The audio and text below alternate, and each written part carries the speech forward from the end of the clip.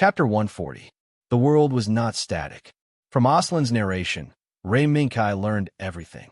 Now, the life trajectory of the Aslan sitting opposite him was not like the Aslan Sarah that Ray Minkai was familiar with, who followed the path of fate in the original work.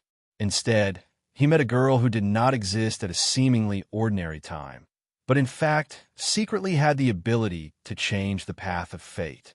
Alice Pompey. She was a delicate and pretty girl with outstanding mechanical skills. From the moment he met her, Aslan was inadvertently caught by this girl with strong initiative. No, perhaps inadvertently. Aslan's heart was quietly captured by Alice Pompey.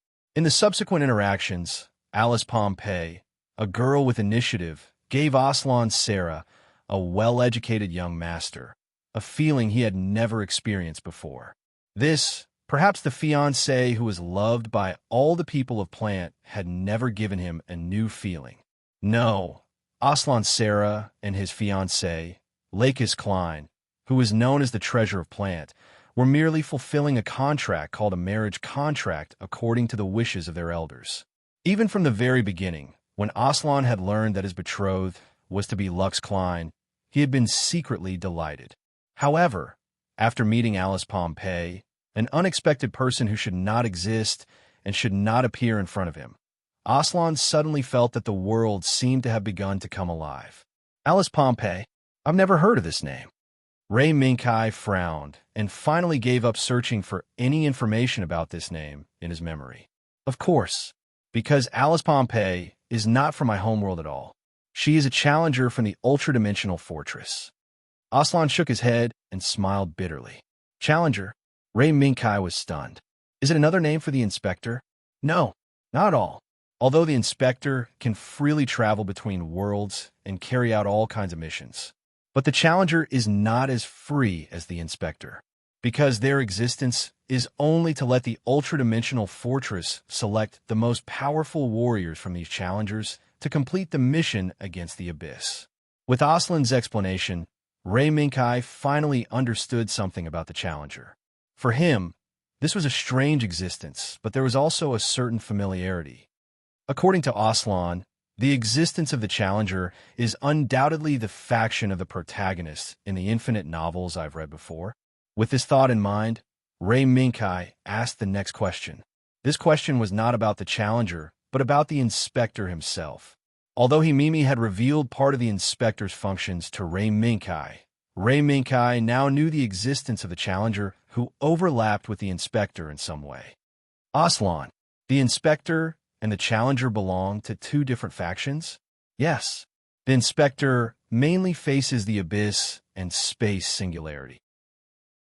In addition, the inspector's direct command is the Qin army, not the ultra-dimensional fortress that leads the challengers. Is that so? Then, will the inspector be in contact with the challengers? For example, joint attacks and other missions? No. Under normal circumstances, the inspector does not set foot in the mission world where the challengers are. But if the abyss pollutes the mission world, the administration may intervene in these mission worlds to eliminate the abyss reaction. Aslan paused for a moment and organized his words. If the inspector and the challengers are divided into two factions, then the inspector represents order and the challengers represent strife. Order and strife? As his thoughts gradually cleared up, Ray Minkai also agreed with Aslan's division of the inspector and the challengers.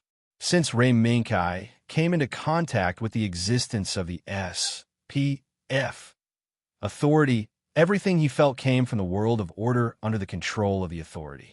The challengers, who were similar to the transmigrators in the Infinity novels in his distant memory, could indeed be described as a group of people who were in conflict. I understand. Then, Aslan, it was because of the existence of Alice Pompey that caused a drastic change in the trajectory of your life. In fact, even her, Lakis Klein's life path changed. Ray Minkai carefully considered his words and carefully asked the question in his heart. In the meeting just now, neither Aslan nor Kira had mentioned the name that had influenced the evolution of their relationship. In this case, Ray Minkai really could not and did not have the courage to mention that existence. for fear of provoking Aslan.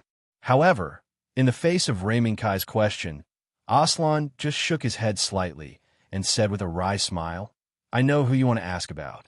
That's right. Under Alice's influence, both me and her, Lakis Klein, have changed a little, and these changes are in a slightly more optimistic direction." Speaking of this, Aslan smiled. "It's also thanks to Alice that I discovered Lakis Klein for the first time. This national princess can still throw a tantrum one day." "Throw a tantrum?" Minkai was surprised. "Yes." Aslan nodded and then glanced at Euphemia, who was sitting with a noble demeanor, and teased. "Minkai, if on that day, Her Highness Euphemia suddenly threw a tantrum with you, how would you feel?" As soon as Aslan's question came out, Minkai immediately felt like he was sitting on pins and needles. A seemingly casual gaze faintly swept back and forth across Minkai's side. Minkai's lips moved and said decisively from his heart, "I would feel very honored." "Really?" Aslan glanced at Minkai and Euphemia, amused. "Perhaps at that time, I would also have the same thoughts as you." It was just that Aslan slowly took a breath. It's just that in the changes that followed, this honor that did not last for long changed. Was it a matter of freedom snatching? Yes, freedom was snatched away, and the mastermind was Lakis Klein.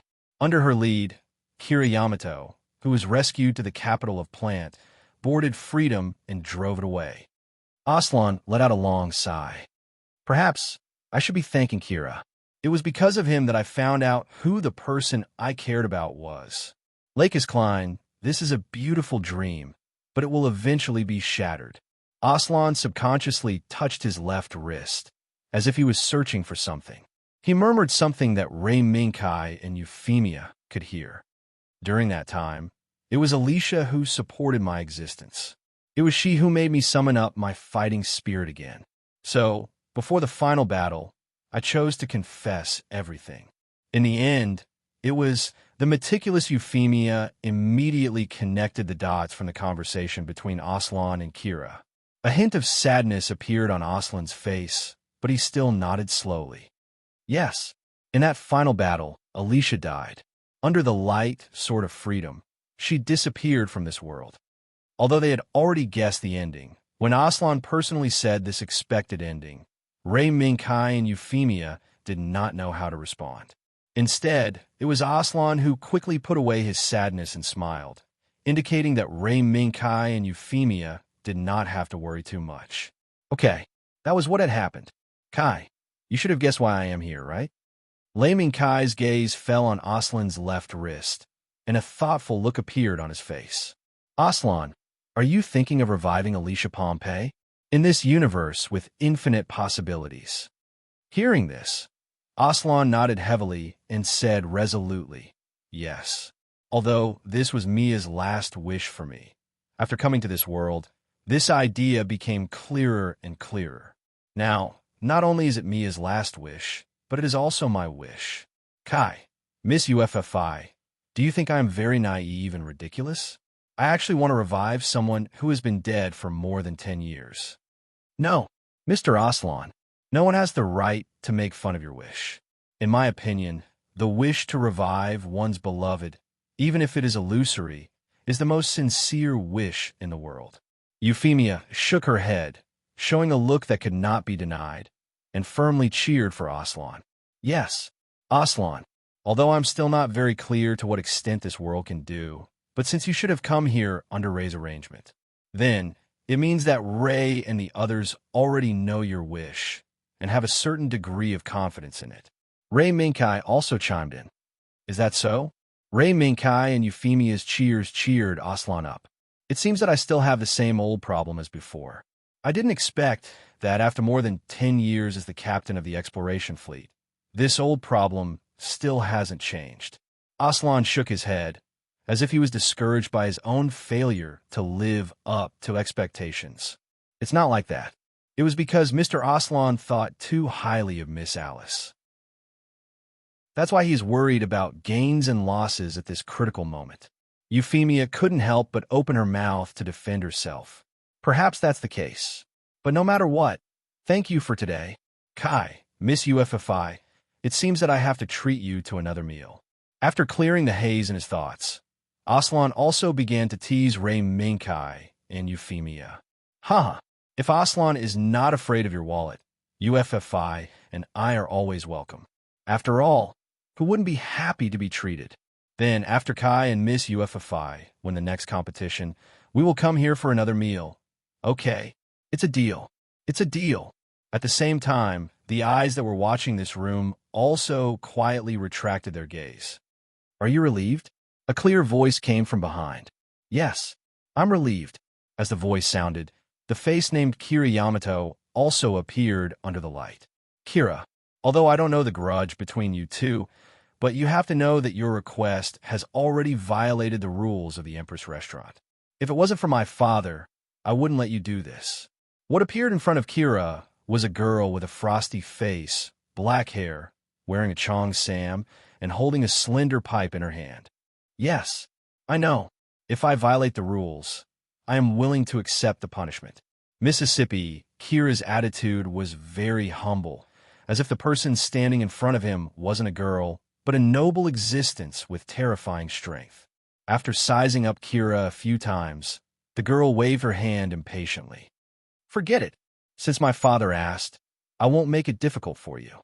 Go back, just this once. Yes, thank you very much. Kira bowed slightly to the girl. Just as he was about to leave, he was stopped by the girl. Wait, Kira Yamato, since you've already made your choice, then don't forget the price. Whether it's you or Aslan, your current strength simply can't fulfill that wish. The girl slowly turned the slender pipe in her hand, her ruby-like pupils flickering with the light of wisdom. You have to know that when treating you and Carrie's body, the Aslan family and Aubrey both paid a corresponding price. And now, without Aslan Sarah's knowledge, what price can you pay? Kira nodded with a normal expression. Of course I know this. Please don't worry, Mississippi. I'll pay the price as usual. A wisp of smoke slowly exhaled from the girl's alluring red lips. In this rising fog, the pair of ruby-like pupils became hazy and blurred. Leave here, Kira Yamato. Remember your promise. Yes. The light dimmed, and Kira Yamato's existence disappeared from the room. But, in the next moment the light came back on, the girl with the frosty face threw away the pipe in her hand, snapped her fingers, and sat down on the sofa that emerged from the void. When will these bitter days end? Why do I, a beautiful girl, have to stay in this room and can't go out? Amidst her frantic shouting, a soft laughter suddenly sounded. Who's there? The appearance of the laughter made the girl instantly straighten her body. Like a frightened kitten, she cautiously looked around the room that she had long been familiar with. Little Snow, you're still so timid. Suddenly, the girl was hugged by a pair of hands that stretched out from behind. Who? As the first scream rang out, another scream rang out. Sister Mimi. That's right. It's me. Little Snow, looks like you haven't become stupid from staying in this room.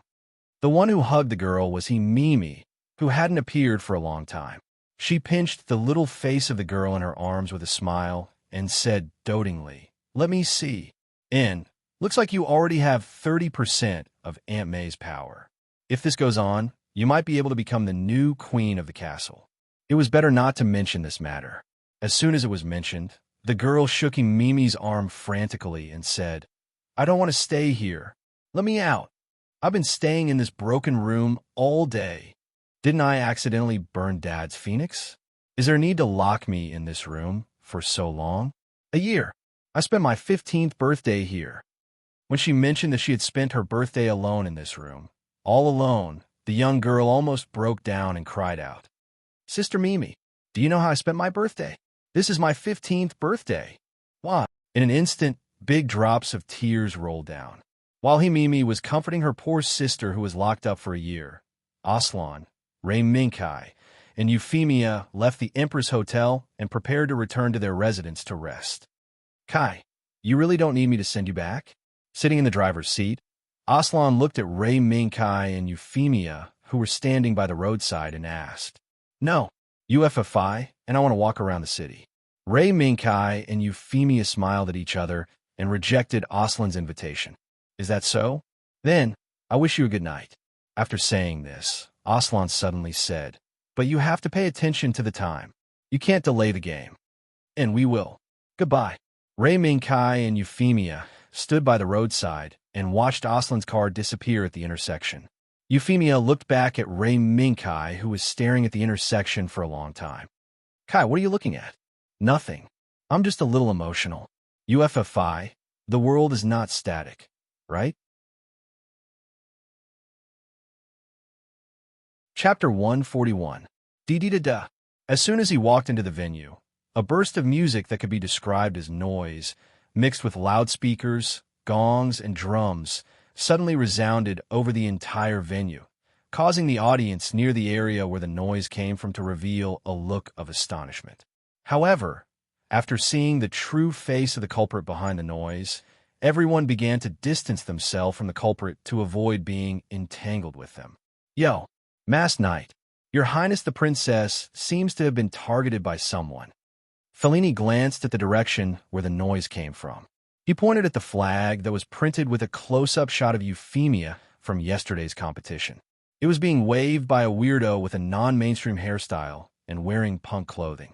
He mischievously winked at Ray Minkai. Ray Minkai followed Fellini's gaze and looked over. After a rough glance, he immediately locked onto a young girl who was also wearing punk clothing. She was instructing a group of weird-looking subordinates to fiddle with loudspeakers and drums. UFFI. Looks like we've been targeted. As Ray Minkai laughed bitterly, Euphemia also saw the biker girl who had chased them all the way to the vicinity of Shizuoka on the eve of the world competition. Chika Takayama had already sensed that she had noticed her and was waving her hands at Euphemia. Kai, what do we do? We can't leave this place right now. Euphemia felt a headache coming on to the frightening enthusiasm of Chika Takayama. With her good education, Euphemia really couldn't imagine how a girl like Chika Takayama could exist in this world. Even Euphemia in the original work didn't think of this when she faced the fangirl Nina Einstein. She simply thought that Nina had a good impression of her because she had helped her many times. Nothing. Let's just focus on the competition. This group of biker girls is so ostentatious. The organizers of the world competition should have already noticed their existence. Ray Minkai gave it some thought. Unless he gave up on this world competition or used some unconventional methods, he could only allow this group of bikers to cause a ruckus in the spectator stands. I see. Euphemia frowned slightly. After thinking hard for a while, she nodded helplessly. That's the only way. Fellini, who was beside him, smiled. He raised his hand and pointed to the two sides of the spectator stands where the biker gang members were seated. Okay, Miss Euphemia, you don't have to worry. The organizers have already noticed them. In the dim light of the lamps, a large man wearing a security uniform was cautiously looking back and forth between the group of biker gang members. As long as there was anything wrong with this gang of bikers, the security guards hidden in the shadows would immediately move out and subdue them. In this case, UFFI, you should be able to rest assured, right? After withdrawing his gaze from the security guards, Ray Minkai looked back at Euphemia and said softly, Yes. After solving the problem caused by the troublesome Chika Takayama, it was time for the second round of the competition to begin. Different from the first round of elimination, this round of competition used a chaotic battle system. All the steel pull-up fighters who had won the first round of elimination were all gathered on the same stage. Using a free-for-all system, the steel pull-up fighters were allowed to fight freely. Only when the number of survivors had decreased to the number of people allowed for the end of the competition would the end of the competition be announced. Of course, Ray Minkai and Euphemia's mission in this competition was to persevere until the end of the competition and become the victors of the next round. Looks like it's going to be fun. Kay, you're a hot favorite for the championship. Be careful not to get beaten up. No matter when, the bird that sticks out will be the first to get beaten up. Fellini glanced around at the opponents who were walking to the large steel pull-up battle system in the center of the venue, then turned back to remind Ray Minkai. However, Ray Minkai did not accept his kindness. Instead, He said meaningfully, "Compared to me, Fellini, it's better for you to be careful not to be beaten up by others." Me? I'll be beaten up by a crowd? Fellini froze for a moment. He widened his eyes, pointed at himself, and said in surprise, "Who else would dare to gang up on me? The Italian champion." This, who knows? Ray Minkai shrugged and took Euphemia to the large steel pull-up battle system. He went to his position and waited for the moment when the competition began. This guy doesn't seem to be joking. Although he was surprised, Fellini still took Ray Minkai's words to heart. But no matter how he thought about it, he still didn't think that he would offend others in that place and end up being beaten up by others. One had to know that although he was powerful, he had friends all over the world. After pondering for a while, Fellini simply stopped thinking about this problem and turned to the large steel pull-up battle system. Like the players around him, he waited for the moment when the competition began. At this time, in VIP room number 1 of the venue, the mysterious and powerful president of the Zenith Guild was standing on the side trembling, and there was a trace of despair in his eyes. It was terrible. It was fine that the director of the SPF authority, Kreutzer, came. How could there be other people with the same background who followed Kreutzer and sat together in VIP room number 1? Looking at the 3 blonde men with the same silver face but different styles, the president of the Zenith Guild swallowed subconsciously. His lips trembled a few times, but he didn't say anything. A director of the authority, a former president of the New Earth Federation. There was also a blonde masked man whose origin was still unclear, but he faintly felt that he was definitely not an ordinary person.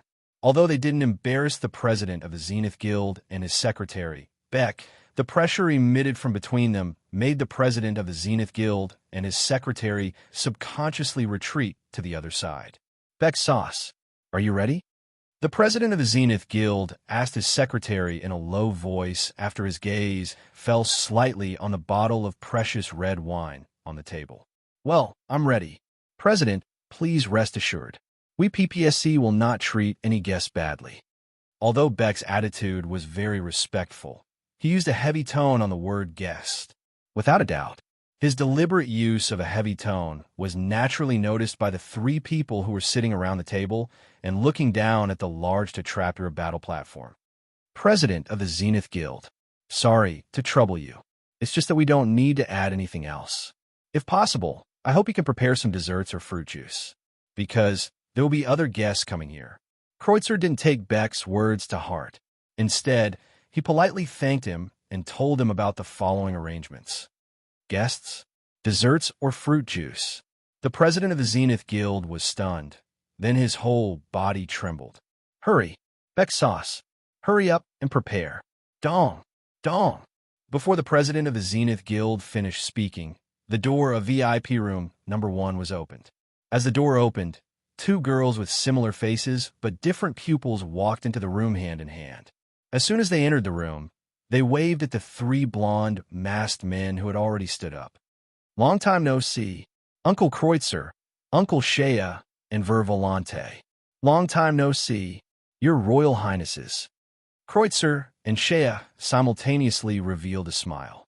But this title caused the girl standing in front to be dissatisfied. "It's fine if others call me that. But even Uncle Kreutzer and Uncle Shea call me Your Royal Highness." Under the girl's protest, Kreutzer and Shea looked at each other and changed their title again. "Long time no see, Mimi and Little Schwer." And, that's right, these 2 girls were Mimi and the pitiful girl who was approved to go out for a day of fresh air. "Little Schwer?" Mimi nodded and looked at the silent Vervolante. "How is it? I didn't lie to you, right?" Vervolante. Hearing this, Vervolante raised his head and calmly looked at Mimi. "No, thank you very much for your guidance and help. And that's all for greeting. Today I brought Little Schwer to get some fresh air. You guys continue. Don't mind us." Mimi waved her hand, indicating that there was no need to be nervous, and turned to look at the stunned president. "President, long time no see. I wonder if the pocket money I left with you guys is still there?" Oh. It's still there. Baker Sauce, quick. Go prepare the dessert and juice." "Chairman, and this chairman's sister want to enjoy it. With a quiver, the president's face immediately revealed a flattering expression, even more so than when he was facing Kreutzer. Please, he Mimi faintly replied and pulled little Schwer to sit on the other side. If possible, let's start the competition. Today, I don't want anything to disturb little Schwer's mood. Yes, PPSE will do its best to fulfill the chairman's request. In this small interlude, Ray Minkai, who was already prepared, arrived at the start of the competition. All contestants, please take your positions. The second round of the competition is about to begin. Everyone, please take your positions. Kai, are we still using the Tiger Leopard Cavalry? Euphemia quietly asked as she looked at the steel pulla models used by the other contestants. We're still using the Tiger Leopard Cavalry. Compared to pirates, the Tiger Leopard Cavalry's mobility is better. This way, in a chaotic battle, we'll have a certain advantage. Ray Minkai nodded and explained to Euphemia in a soft voice. Understood. Then, I'm ready. Euphemia nodded and immediately began to support Ray Minkai. Please set up the GP base. The Steel Per Battle System's notification sounded. Ka. As the steel pila models were placed in the firing position by the contestants one after another, the light that belonged to the Palevsky particles also lit up. Ray Minkai was no stranger to this competition map. This was because before the World Tournament, Ray Minkai had obtained the qualifications to participate in the World Tournament through a map similar to the one in front of him. It was a super large map that included the universe, land, underwater, and other comprehensive topography. Only a map like this could support dozens of contestants in a steel pulla battle on the same stage. Ray Minkai, Tiger Leopard Cavalry. Attack!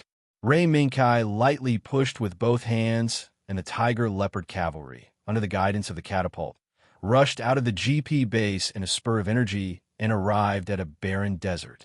A barren desert? This is good. At the very least, we don't have to force the Tiger Leopard Cavalry to adapt to the less adaptable universe environment. UFFI, pay attention to the radar. Ray Minkai sized up the surrounding scenery and had a plan in his heart. Understood. I'm currently monitoring the surroundings. Euphemia just casually replied to Ray Minkai. But unexpectedly, a burst of noise came from the side. Wow, so cool. Euphemia-sama. Amidst the shouts, there were even sounds of gongs and drums. There was no need to look to know.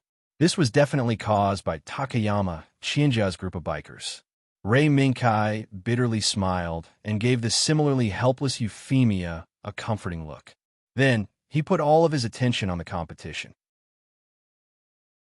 Now was not the time to be distracted. The wind. It blew along the steep mountain path that extended from the mouth of the canyon. Waves of sand and dust were also swept up by this gust of wind and fell under the iron hooves of the Tetraptera warhorse. Clatter, clatter, clatter. Amidst the rolling sand, the steel polo warhorses carrying the Tiger Leopard Cavalry slowly walked along the mountain path towards the mouth of the canyon. They looked like leisurely travelers. However, there were some people who were dissatisfied with the current appearance of the Tiger Leopard Cavalry. Target found. According to the target's current speed, they will reach the trap in less than 3 minutes. On the right side of the canyon mouth, there were many deep and shallow holes in the ground. A hidden gaze was quietly monitoring the movements of the Tiger Leopard Cavalry. Understood. Keep watching. The Tiger Leopard Cavalry is our biggest enemy in winning the championship. According to the information we have, even the legendary Kawaguchi celebrity might be defeated by them. Therefore, before we defeat the Tiger Leopard Cavalry, we must work together. Understood. Clatter, clatter. Under the gaze of the pair of eyes hidden in the darkness, the Tiger Leopard Cavalry continued to follow their original rhythm and slowly walked towards the mouth of the canyon. From the current appearance of the Tiger Leopard Cavalry, it seemed that they did not discover Poison Fong hiding in the darkness and quietly launching a fatal attack. Hey! What Tiger Leopard Cavalry? It's just a gimmick. The performance of the Tiger Leopard Cavalry gradually caused the pair of eyes hidden in the darkness to lose their vigilance and inadvertently give birth to a trace of contempt. As a result, Under the contempt and schadenfreude of the pair of eyes, the tiger-leopard cavalry arrived at the mouth of the canyon. The steel polo warhorse also raised its leg and landed outside the mouth of the canyon. In just a few seconds, the tiger-leopard cavalry would leave the narrow space of the canyon on the back of the steel polo warhorse. Now is the time. Chance. The trap set up for the tiger-leopard cavalry was activated at this moment. Boom, boom, boom. In the blink of an eye, dozens of white smoke suddenly rose from both sides of the mouth of the canyon. After the white smoke column rose to a certain height, it adjusted its posture under the control of the program. It quickly lowered the warhead and swarmed toward the entrance of the canyon below. Their target was the tiger-leopard cavalry that was about to step out of the canyon. Sir Euphemia, be careful. The whistling sounds caused by the dozens of white smoke tails scared even the girl of the biker clan, Takayama Chika, who had no choice but to fight with the security guards because of the noise. However, Takayama Chika's shouts did not seem to reach Euphemia's ears. From beginning to end, the tiger-leopard cavalry still maintained the posture of advancing towards the mouth of the canyon. They did not notice the arrival of the whistling sounds that tore through the sky. Boom, boom, boom. In an instant, the entire mouth of the canyon was drowned by the continuous bombardment. In the midst of the bursts of flames, in the midst of the rumbling sounds, the mouth of the canyon collapsed. The entire mouth of the canyon collapsed. Chunks of sand, both large and small, rolled down, falling into the flames that had yet to be extinguished, causing even larger and denser smoke to rise. Chance! Quick! Go! Don't think that you can kill the tiger-leopard cavalry with just this attack. Quick! Use all your strength. With a shout, 5 steel polo models hidden in different locations around the mouth of the canyon rose into the air. They all raised the beam rifles in their hands, set up the rocket launchers, opened the missile pods, and launched their biggest and strongest attacks downwards, toward the mouth of the canyon that was still billowing with smoke and flames. Buzz! Boom! Beams, cannonballs, and missiles became the main characters at this moment, constantly setting off waves of destruction. Attack! Attack! Don't stop. Even if you use up all your ammunition, it doesn't matter.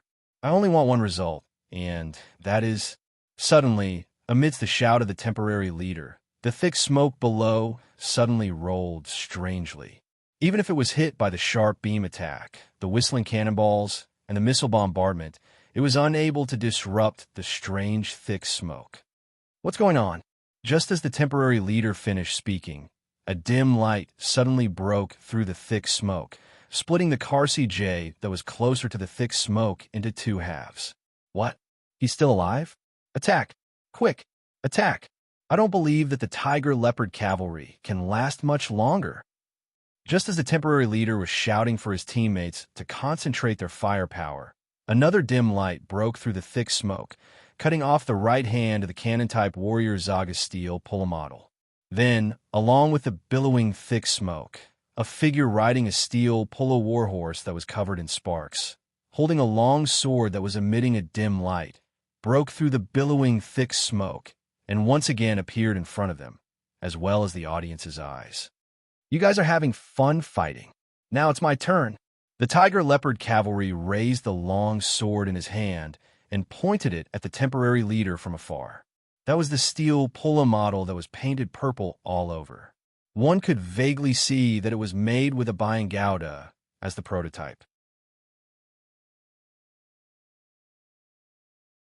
Chapter 142. Ladies and gentlemen, this is the second round of the world competition. Right now, we are broadcasting a race in the form of a chaotic battle. The one who appeared on the screen was Kiera. She was still wearing her usual twin ponytails that everyone was familiar with. She was dressed in skimpy clothes, and under her signal, the camera also turned to the intense fighting in the competition. I believe that everyone is very familiar with this year's world competition. In this year's world competition, other than PPSE's Koguchi Fumiya and Finland's Nemesis Team Zella, there is another contestant whose fame is not inferior to those two. The scene changed, and a face covered by a mask appeared. That's right. He is from the Celestial Empire region, the mysterious and powerful contestant guy.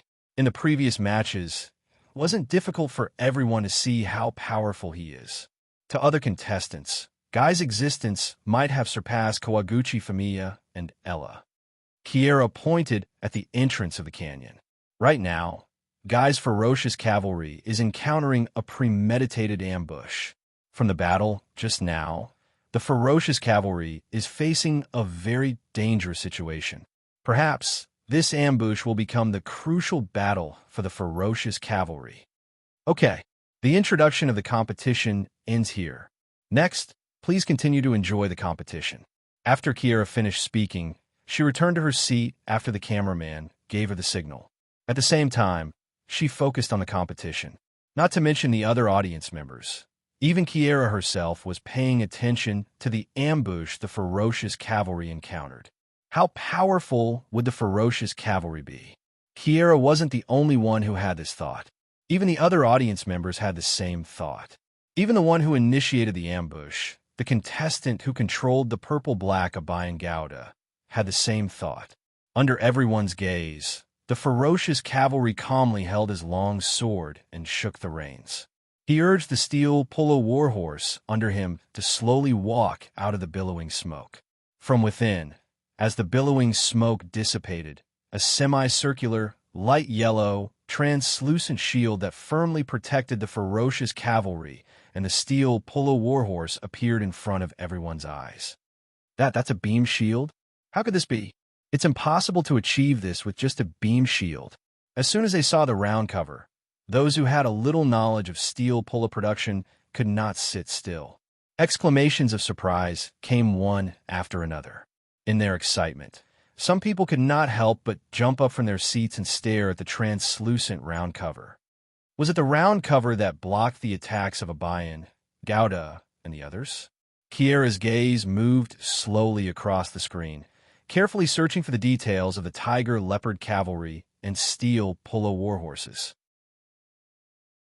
Even though Kiera didn't take the steel polo battle seriously before the world competition, she still had some general knowledge of steel polo production, because it was one of the key factors in her debut.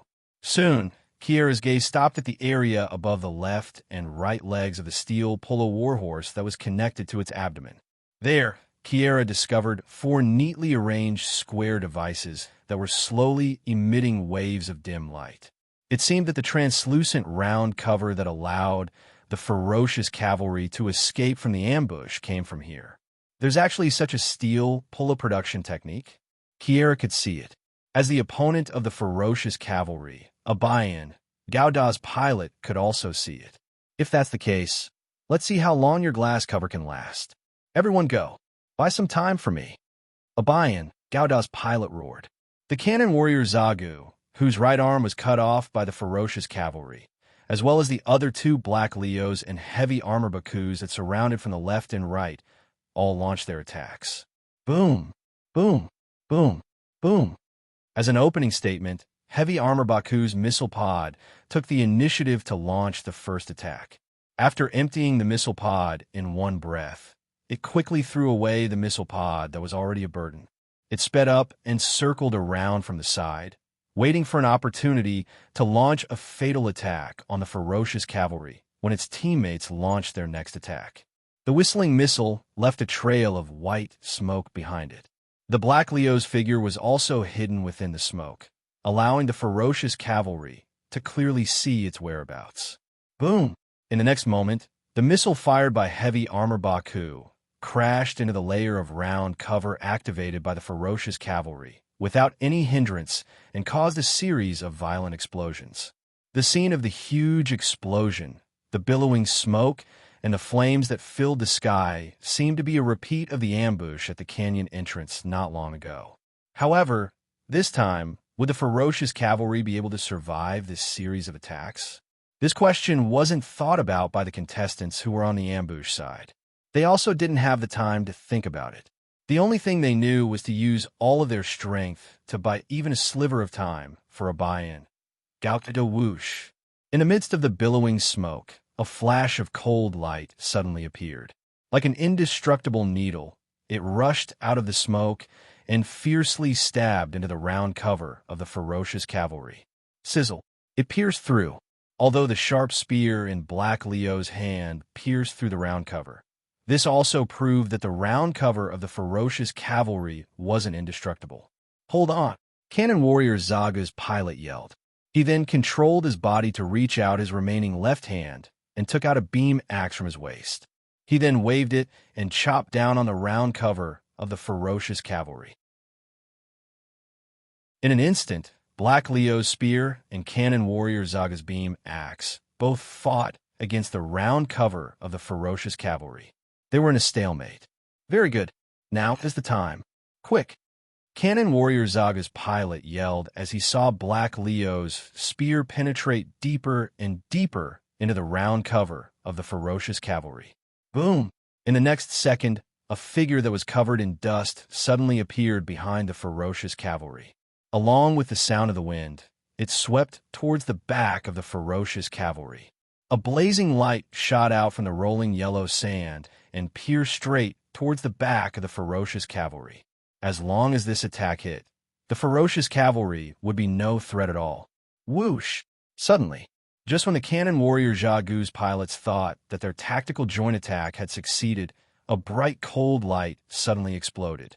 It was the waning moon. That's right. It was a cold light that was like the waning moon that suddenly appeared. In the instant that it drew an arc in the air, it swept past Baku's body that was attacking from the back. Then, without any hindrance, it slashed onto Cannon Warrior Zaga's body. At this moment, they finally saw the true appearance of this waning moon. It was a blade. It was a long blade that was flickering with cold light. When everyone was stunned. However, they immediately remembered that they were just wrestling with the round cover. The ferocious cavalry didn't even raise the long blade in his hand to block the attack. Were we too careless? Under the unwilling gaze of the Cannon Warrior Zagu, the ferocious knight exerted some force, and the Cannon Warrior Zagu, who had lost his right arm, was chopped into two halves. The freed long blade once again drew an arc in the air and rushed toward Black Leo. Dang! Boom! Boom! The first sound came from Black Leo. In order to save his life, he had no choice but to give up the idea of wrestling with the round cover. Instead, he turned his spear around and collided with the long blade of the ferocious cavalry. The second and third sound came from Heavy Armor Warrior Baku and Cannon Warrior Zaga, who were cut in half by the ferocious cavalry, exploding. In the midst of the flames, Black Leo subconsciously took a step back. He put away the spear in his hand and put on a defensive posture. In this way, Black Leo lost the opportunity to attack. Oof. You're scared now? Ray Minkai, who hadn't said a word since the ambush, sneered. He pushed his right hand forward, and the ferocious cavalry shook the reins. Under the full power of the steel polo warhorse, he raised the long blade in his hand and used the momentum of the steel polo warhorse to slash at Black Leo, who was raising his spear to block the attack. A cold light flashed, and the spear was cut in half. Black Leo followed in the footsteps of his teammate and was cut in half. Boom!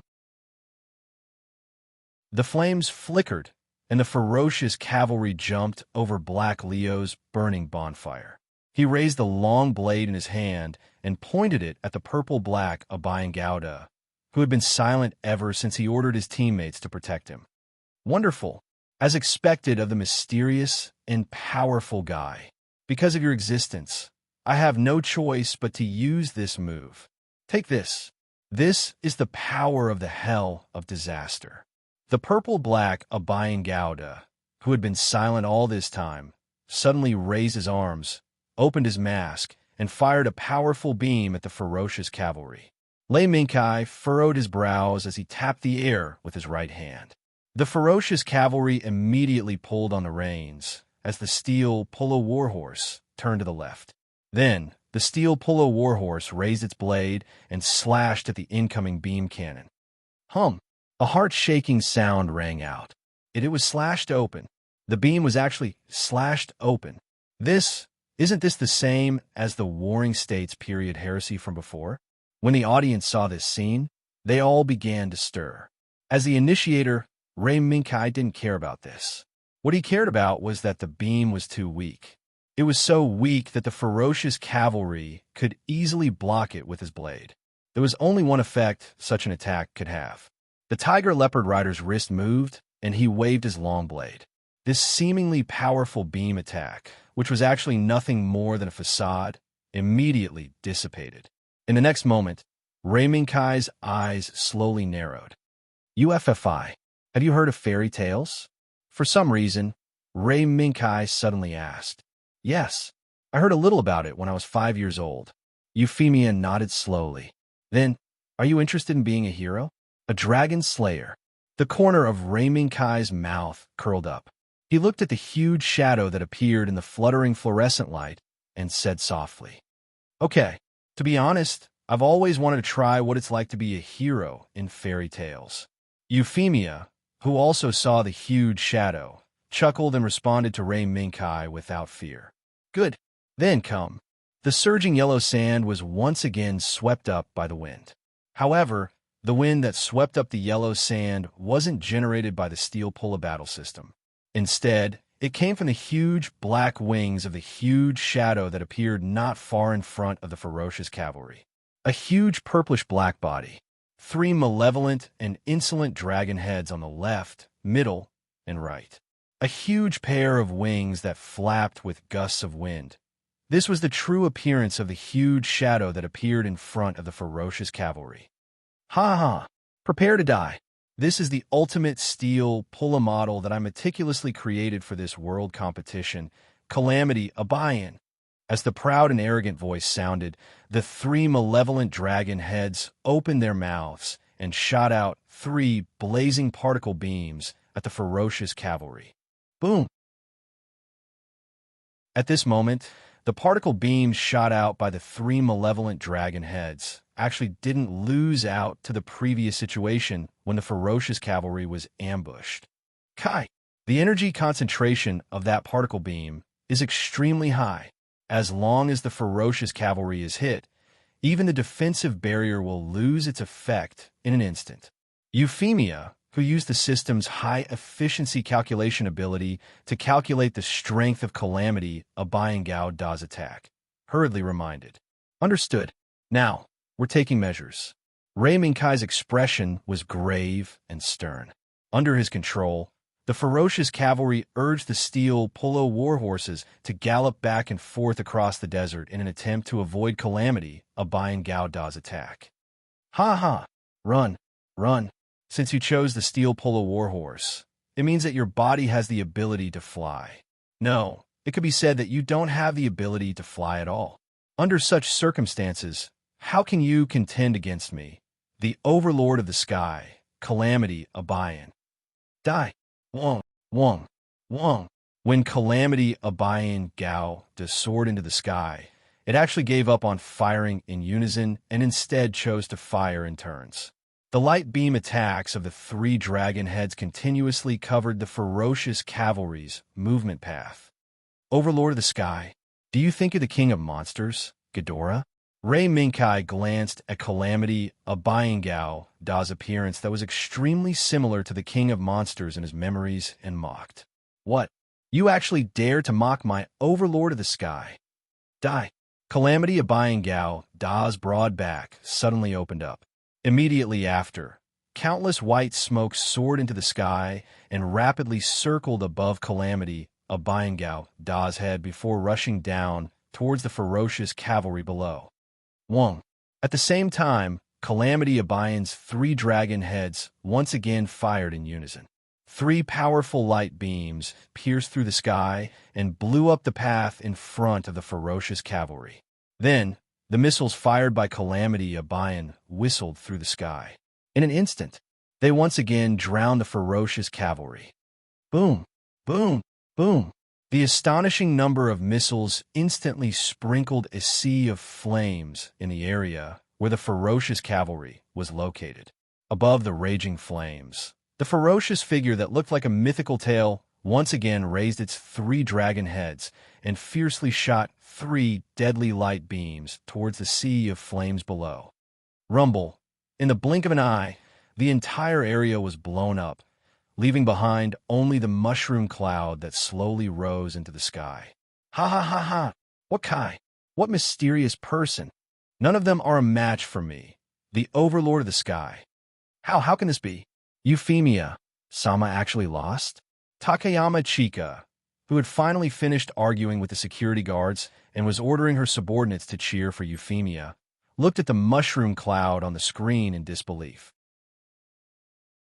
Just when the audience thought that the ferocious cavalry had been buried in the sea of flames, just when Calamity Abayangao, Da's pilot, let out a complacent laugh, in the sky, a cold light suddenly exploded. This cold light was like a divine thunder from the nine heavens. In the blink of an eye, it descended from the sky and cut Calamity Abayangao, who had transformed into a three-headed monster, in half.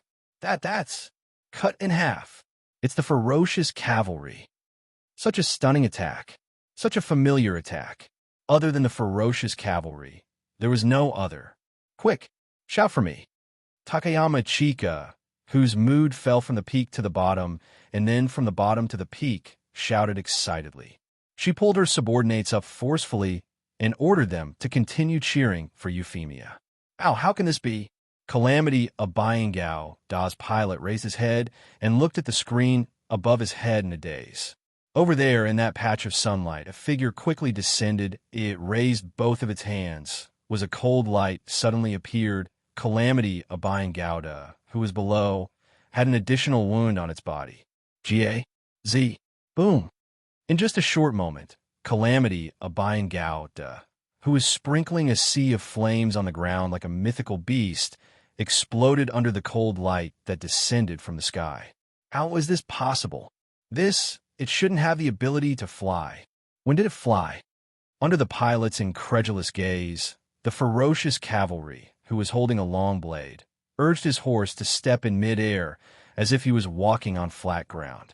This appearance had already exceeded the understanding and imagination of the pilot, who created Calamity Abayangao.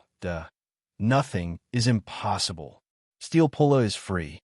In Rei Minkai's calm response, the ferocious cavalry pulled the reins and made the Steel Pulla warhorse turn in another direction, leaving the pilot, who was thinking hard. At the same time, in VIP Room 1, a pair of scarlet eyes flashing with excitement were looking at the ferocious cavalry on the screen. Sister Mimi, this is the Steel Pulla battle you mentioned before? Yes. As long as you personally make a Steel Pulla model, you can fight Steel Pulla. Moreover, to take your situation into consideration, you can even fight with remote control. Is that so? That's great. However, can I get a try first? His scarlet pupils rolled around as he asked another question. Yes. Sure. Mimi nodded and turned around to look at the president. Yes. Understood. Arrange it immediately.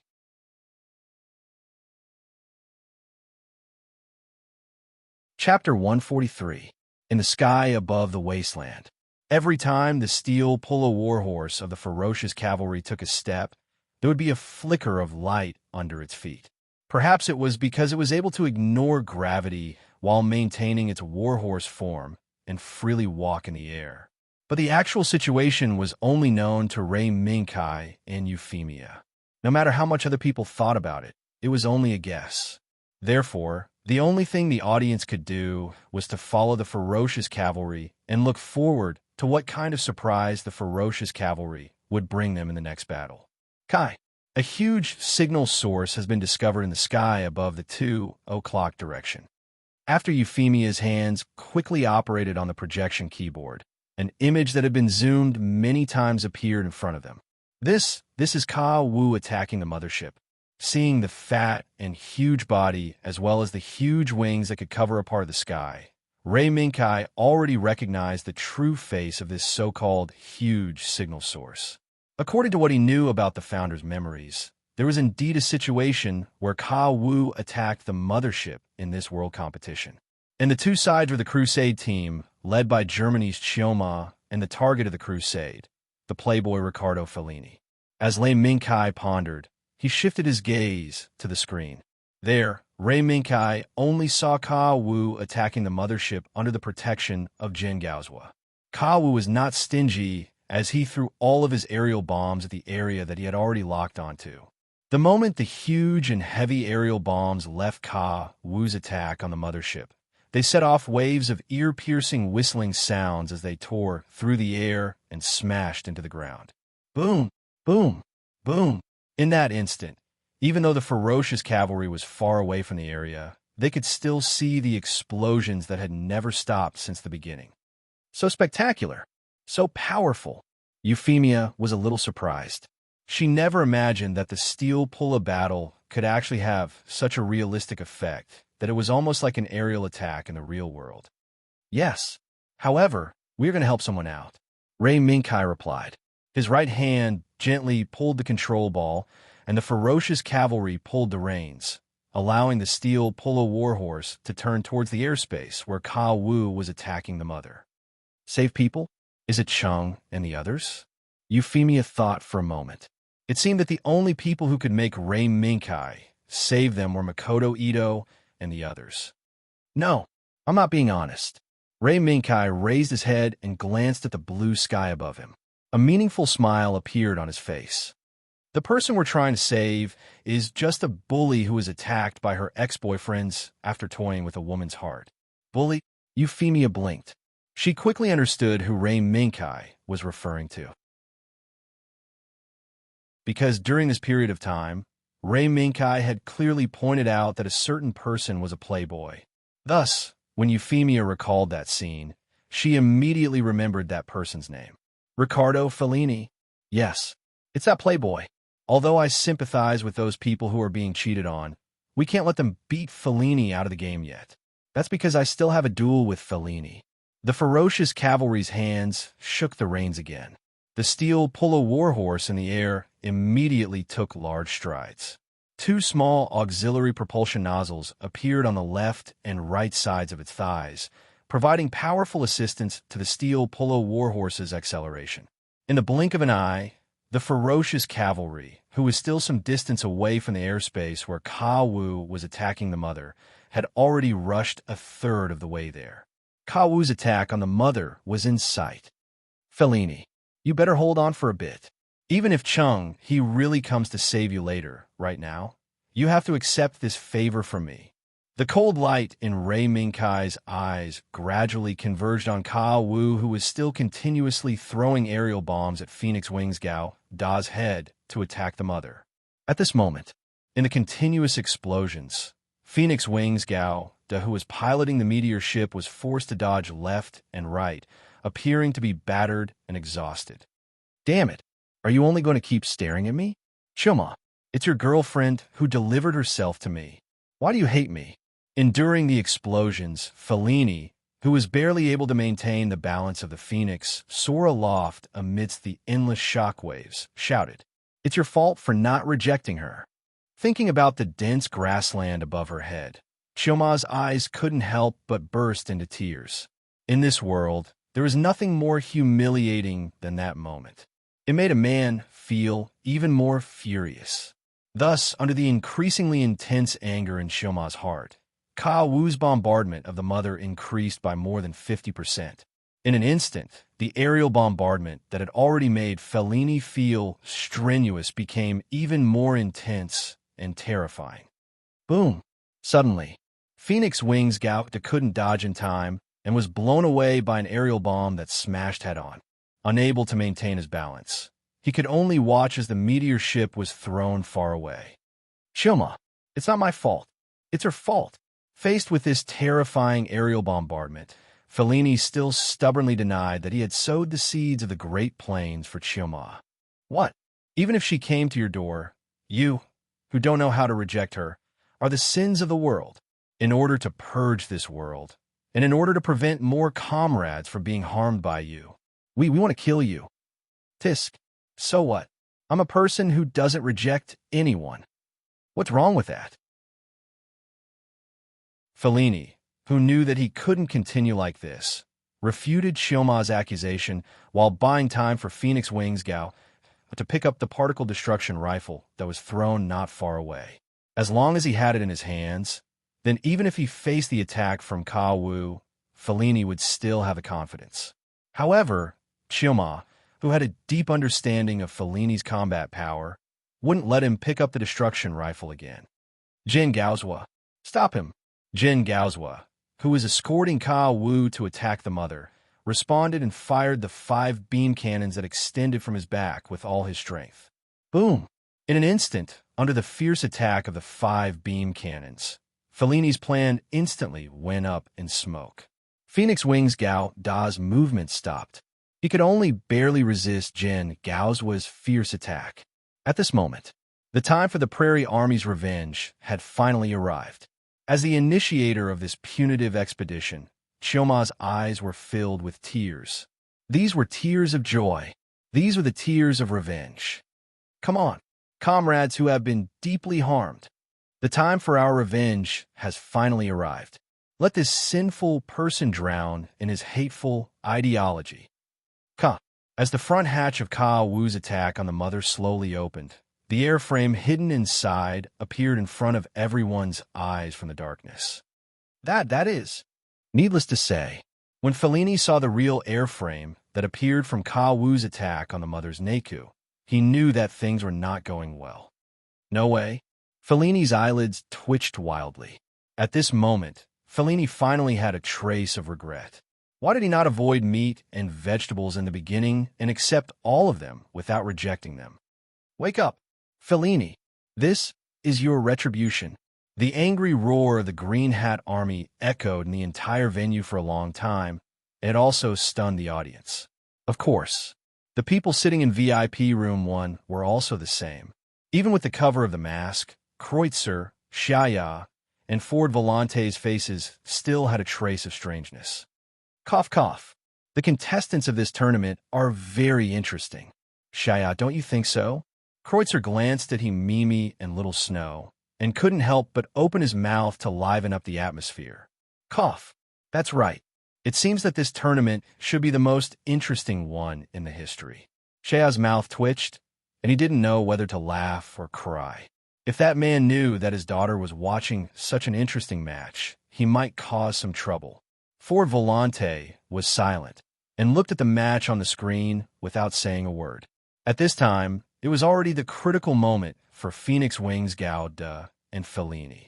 Phoenix Wings Gauda, who had lost most of his equipment, was powerless in the face of the menacing enemies who had locked Phoenix Wings Gauda's path. Die, Fellini. The moment Wisigo Gauda, who was at the forefront, opened his million sonic cannon, a beam of light descended from the sky and blasted Wisigo Gauda, who was about to send Phoenix Wings Gauda to the underworld. Boom! What?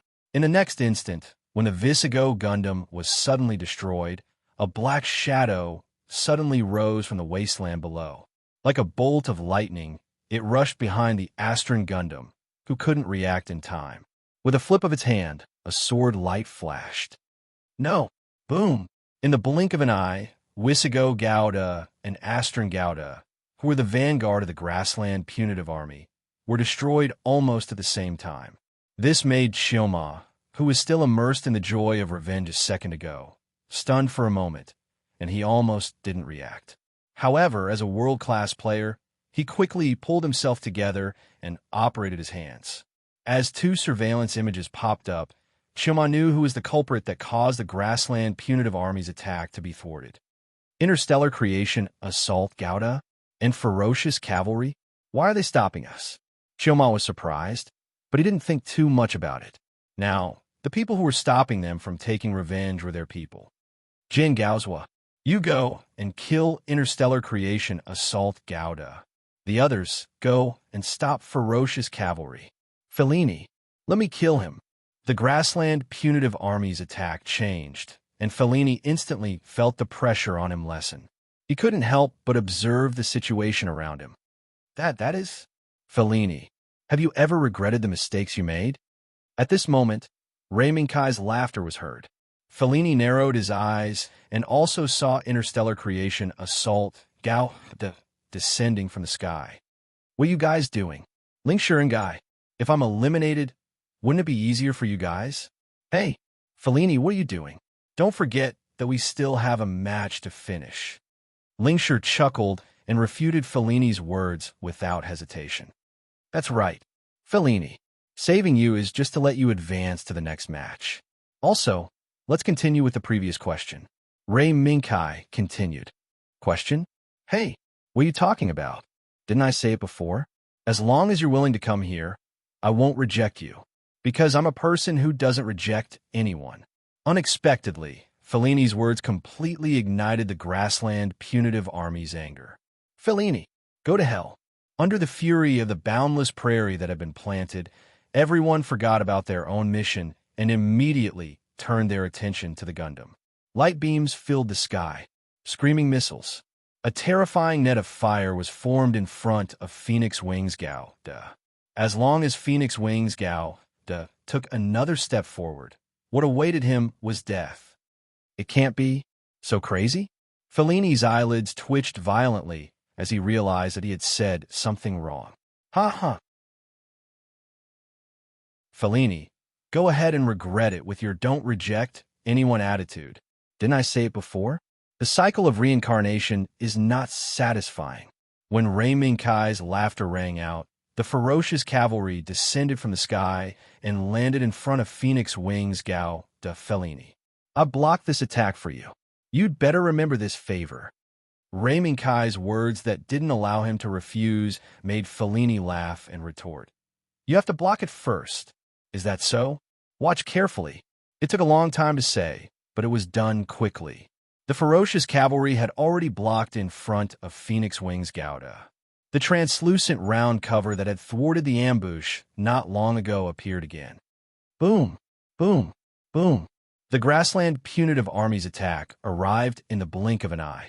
However, it only set off a series of terrifying explosions. The rest were all defeated by the round cover held up by the ferocious cavalry. Not enough. Not enough. Your attacks can't even reach the limit of this protective cover. He swung his long saber. As the thick smoke was blown away, Ray Minkai's provocative voice rang out. Immediately after, when the grassland punitive army wanted to continue their attack, several light beams descended from the sky and blew up the Mecha of the grassland punitive army that were fully focused on Fellini and Phoenix Wing's Gouda. It was Interstellar Creation's assault on Gao de Lingshire took advantage of the opportunity created by Ray Minkai to control Interstellar Creation Gao to shoot continuously, eliminating more than half of the grassland punitive army's strength in one breath. Hey, uncles, don't always look at that good-for-nothing playboy. You still have opponents here. Under Lingshire's provocative words that he had learned from God knows where, the two-headed dragon Gouda that was painted green immediately turned its muzzle and went straight toward Interstellar Creation Gouda. You're here? Shown. We'll take care of this troublesome mecha. Yes. Green two-headed dragon Abayan? I don't know how it is related to the three-headed dragon Abayan. But forget it. It's a loser anyway. After Ray Minkai withdrew his gaze from Lingshire, he looked at the grassland punitive army that didn't have many mecha left. Sorry. In order to let this playboy fight with me in the later matches, you guys should obediently be eliminated. Don't even think about it. I don't care if I'm eliminated. But only by defeating Fellini. My only wish is to kick him out of the game. Therefore, anyone who stands in my way is destined to be defeated by us. Seeing this, Ray Minkai sighed. UFFI, I can't communicate with you anymore. Euphemia also smiled bitterly. She didn't expect Fellini to be so angered by both humans and gods. Then there's no other way. Kai. Suddenly, the ferocious cavalry that was blocking in front of Phoenix Wing Gao rose from the ground like an arrow and directly charged toward Ka Wu, who was attacking the mothership in midair. Directly attacking Ka Wu and the mothership? In your dreams, Jin Gaozhua. But just as Jin Gaozhua moved, a bright light beam lit up from below the ferocious cavalry and accurately hit Jin Gaozhua from an angle that was impossible to guard against, splitting him in half. Boom!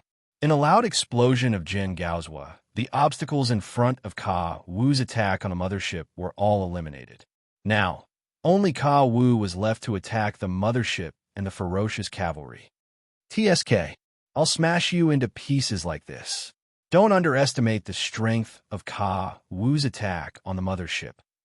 Chiu Ma, who was determined, directly lowered the direction of Ka Wu's attack on the mothership and directly charged toward the ferocious cavalry. You want to imitate the young master? But you're not Kalmazabi.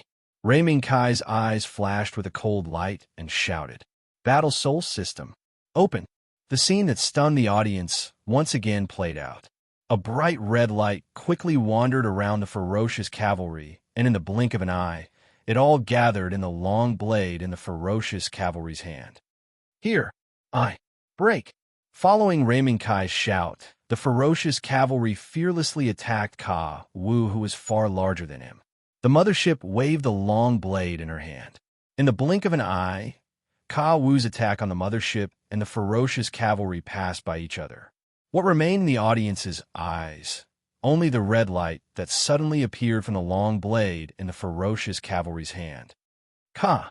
A crisp sound rang out. Ka Wu, who was attacking the Phoenix Soaring Wing Gundam, was actually cut in half by a straight line. The two halves brushed past the Phoenix Soaring Wing Gundam's two sides. After heavily drawing out two deep tunnels on the ground, they exploded with a loud bang. Boom! The explosion caused by Ka Wu's attack on the mothership was earth-shattering. The huge mushroom cloud seemed as if it was going to break through the sky and extend into outer space. Is it over?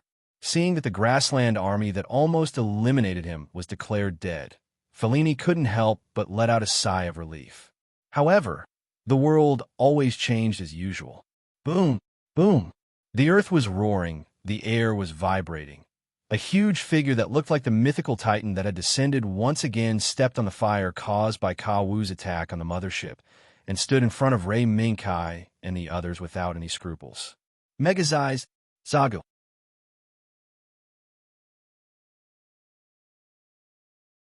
Chapter 144. President, the equipment has been sent over. After some careful and intense preparations, Baker, the right-hand man of the guild leader, delivered the portable steel Pulla versus system to the guild leader of the guild leader. The president was very satisfied with this and was about to personally deliver it to Himimi and her sister. However, the moment he held the portable steel Pulla battle system in his hand and faced Himimi and her sister, the screen outside just happened to switch to Lingshi. Seeing the Ling Division's signature red hair, as well as the Zenith Society's president's memories, he immediately recalled his life in Alien. Under these unforgettable memories, the president panicked and let go of the portable steel Pulla battle system in his hand and let it fall to the red carpeted ground. At this moment, a pair of hands appeared in time and caught the portable steel Pulla battle system. That was close. President of Alien. Is there anything about this battle that has attracted your attention? The one who caught the portable steel Pulla battle system was Fulgent. Although he was very calm since the beginning of the match, in his heart, he seemed to be interested in this system that could control the plastic body to fight. Therefore, when the president of Alien was shocked by Lingshi's appearance, Fulgent acted in time to save the rare portable steel Pulla battle system. Lee, Alien. The president of Alien, who was originally in a panic, was stimulated by Fulgent's low voice. He took a few steps back and shouted uncontrollably, "Alien!" Everyone was stunned. Immediately, Kreutzer pondered for a moment and looked back at the big screen outside. He looked at Lingshi's face that was completely focused on the match. "Alien? President, someone from your hometown, came?" No, I don't know. But very similar. Very similar. According to age, His Highness Prince Ali Yin should be. The president of Alien calmed down and raised his hand to point at Lingshi on the screen and said, "If the little prince really grew up, then he should look like now. Is that so? Then I understand. President of Alien. The agreement between the administration and you is still valid. As long as you still want to stay in this world and continue to be the president of PPSC, then the administration will be fully responsible for communicating with Alien and will not expose your existence." After Kreutzer looked at Lingshi's face again, he recalled the agreement made with the president of Alien when the pioneers bought PPSC. He repeated it again in front of the president of Alien. Although I don't know what happened here, I can guarantee it in my name. Since my father has made an agreement with the president of Alien, then, as my father's daughter, I have the right and obligation to ensure that the agreement is fulfilled. At this time, as the president of PPSC and also as the daughter of the pioneers, Himimi also expressed her position.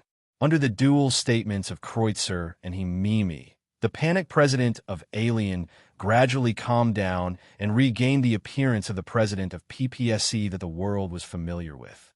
In that case, thank you, Your Highness, and everyone else for your help. The president of Alien tidied up his clothes and thanked Fulgent. He took the portable steel pull-up battle system from him and respectfully handed it to Himimi.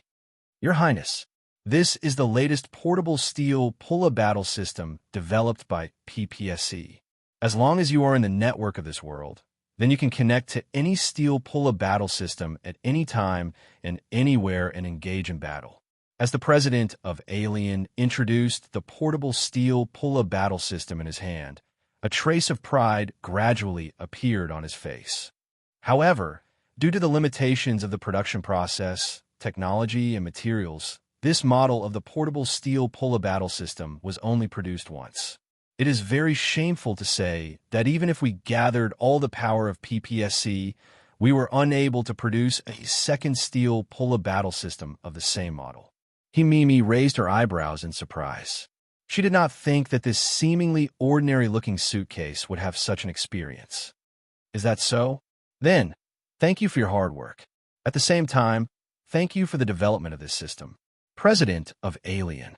Next, I would like to use the authority of the president to reward all the technical personnel who participated in the development of this system. Is that okay? Himimi's praise and question made the president of Alien slightly stunned. He did not think that Himimi, who had full control of the situation, would show such an attitude of negotiation. Yes, I will take care of everything for you. President, now, please use the steel pull-up battle system. I believe that Princess Shui Air can't wait. Hearing this, Himimi smiled and turned to look at little Shui Air, who was sitting on the side. She looked calm, but her scarlet eyes were shining with an urgent light. Little Shui Air, from now on, this battle system is yours. Don't burn it like what happened in the past. I know. I didn't do it on purpose. Little Shui Air blinked and raised her hand to borrow the portable steel pull-up battle system from the president of Alien. Then, she opened it, pointed at the two control balls that appeared in front of her, and winked at Himimi.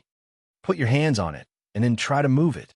Himimi casually taught her, then turned to the president of Alien and asked, which body is this system connected to? Body? The president of Alien showed a trace of doubt and turned to look at Baker. However, Baker was about to raise his hand to adjust his glasses when he suddenly froze. Not good. President, what's not good? Baek-chan, is the system malfunctioning? The president of Alien, who was shocked by Baker's action, asked repeatedly. No, the system's operation is normal. It's just that before this, the default body of this portable steel pull-up battle system is the AI body placed at the bottom of the large steel pull-up battle system. Megazai Zagu. Mom? Mega? What? It's Megazai Zagu, right? Unfortunately, little Shui Air has already started playing. Before the shocked truth president could understand what Beck meant by Megazai Zagu, Himimi's somewhat helpless but somewhat amused voice drifted over.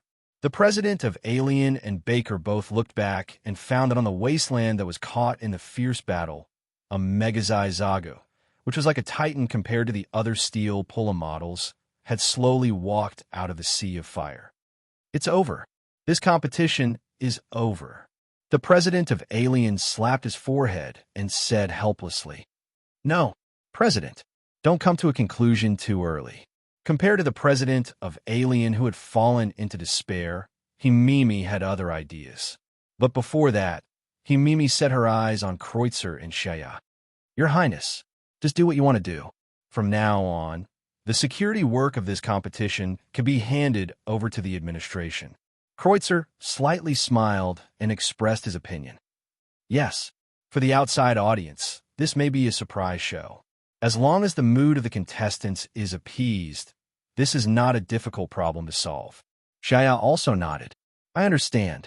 Thank you two uncles for your support. Himimi thanked them and took the communication device from Baker's hand. After opening the channel, she said in a clear voice, I am Himimi. Now, in the name of PPSE's chairman, I am issuing an urgent order. Inform all contestants that as long as they can defeat Megazai Zagu, the contestants who are still alive will get an additional 2 points. In addition, the contestants who are unwilling to participate in the battle against Megazai Zagu can immediately choose to withdraw from the competition. The result will be recorded as smoothly passing the competition and getting 4 points. Understood. Now go and do it. Beautiful, as expected of your highness. Kreutzer immediately praised. Don't make fun of me, Uncle Kreutzer. Himimi shook her head and looked back at Xiao Shui, who was familiarizing herself with the steel pull-a-battle system, and said, Now, you can start. But if Zagu is defeated, then you must stop this steel pull-a-battle. Yes, I understand, Xiao Shui, crisply replied. In the next moment, after Ray Mingkai and the others saw a terrifying pressure appear on the stage, Zagu, who was suddenly twisting his body in a strange and awkward manner, suddenly had his single eye lit up. In the blink of an eye, he raised the huge machine gun in his hand and fired at Ray Mingkai and the others. Danger! Ray Mingkai was shocked and loudly reminded Fellini and Ling Shi. Tut tut tut tut tut. Bullet casings that were almost the same size as the ferocious cavalry were shot out of the machine gun's launcher. Bullets that were so large that they could shatter the ferocious cavalry, Phoenix flying wings, and other Steelplar models that were the same size as the ferocious cavalry, Phoenix flying wings, and other Steelplar models screeched as they bit onto the back of the ferocious cavalry. They violently hit the ground and set off violent explosions. The visual impact of the explosion shocked the entire audience. At the same time, they were confused by the sudden appearance of Megazai Zagu in the middle of the stage. Soon, an emergency notice from the organizers of the competition came from the sky above the venue. After listening carefully, everyone understood what was going on. It turned out that this was a special performance organized by the organizers. At the same time, there were contestants who chose to keep their current results and requested to withdraw from the competition. What happened? Jing Bao Fan, who was hiding in the city, suddenly realized that the number of enemies hiding around him was gradually decreasing. Famous people, let's withdraw from the competition. There's a Megazai Zagu in the wasteland in front of the city. His partner, Yaluan, quickly answered Kawaguchi Minami's question. Megazai Zagu? Isn't this the training machine hidden at the bottom of the steel pull-a-combat system? How'd he get out? Could it be? Kawaguchi Fumiya was astonished and thought of a possibility. Yes, it was an order from the chairman himself. Don't worry, even if we choose to withdraw from the competition, the results of this competition will still be calculated according to the result of the victory. We didn't lose. Famous people, even though Kawaguchi Ming understood what Yaluan was saying. But for some reason, there was a sense of unwillingness in his heart. Suddenly, the screen in front of him zoomed in and out several times. It showed the galactic creation Assault Gauda, who was performing high-speed maneuvers in mid-air to dodge the attacks from Megazai Zagu. Ling Shi Chung, have you chosen to continue fighting? Kawaguchi Nomura's eyes widened as he gritted his teeth. It's not over yet. Aaron, I still need to wait. After saying that, Kawaguchi Minami ignored Aaron's call and flew out of the city at full speed in the Jingbao Fan, rushing towards the wasteland that was caught in the War of the Giants. It had to be said that under the dual attacks of Himimi and Megazai Zagu, some people chose to protect themselves after ensuring the victory of the competition, while others chose to wait and see, waiting for the result of this sudden battle. Of course, there were also people who chose to continue fighting. Hey, that's exactly what I wanted. Ling Shi Kai, as long as we get 2 more points, we will be able to advance. Do you understand? This is the advice from a veteran player.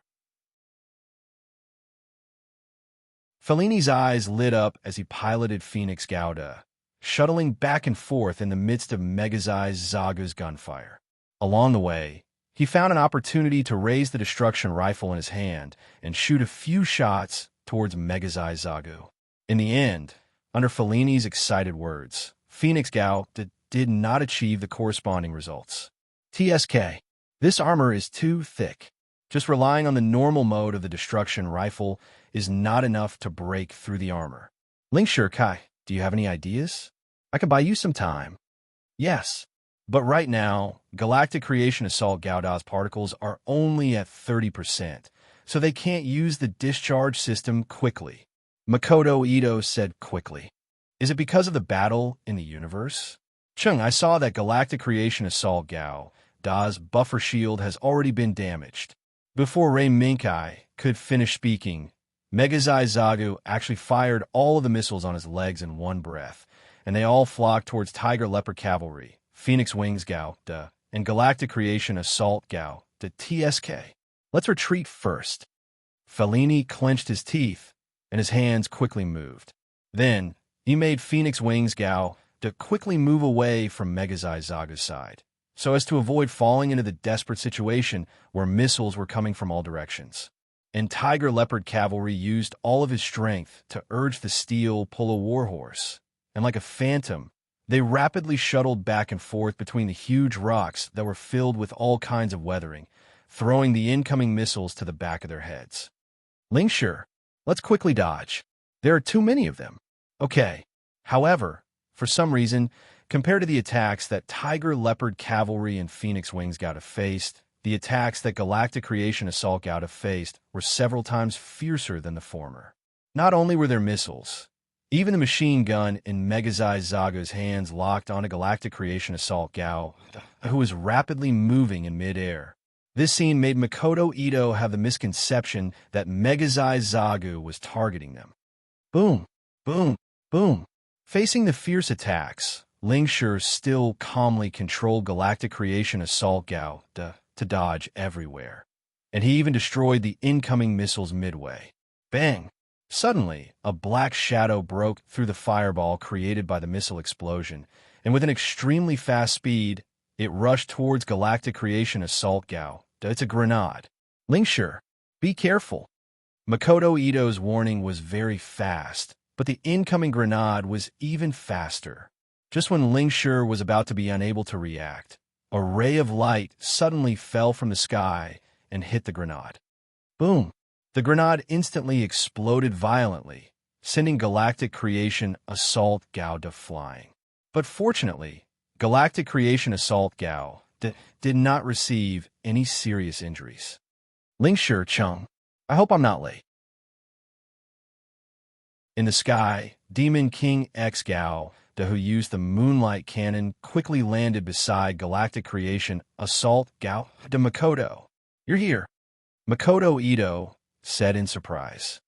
How could such a fun thing happen without me?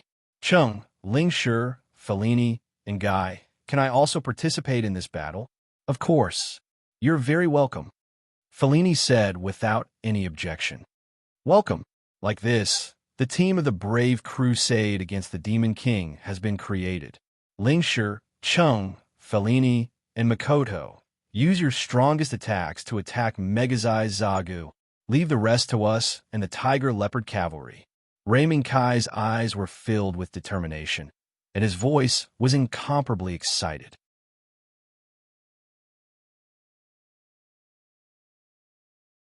Chapter 145. Demon King.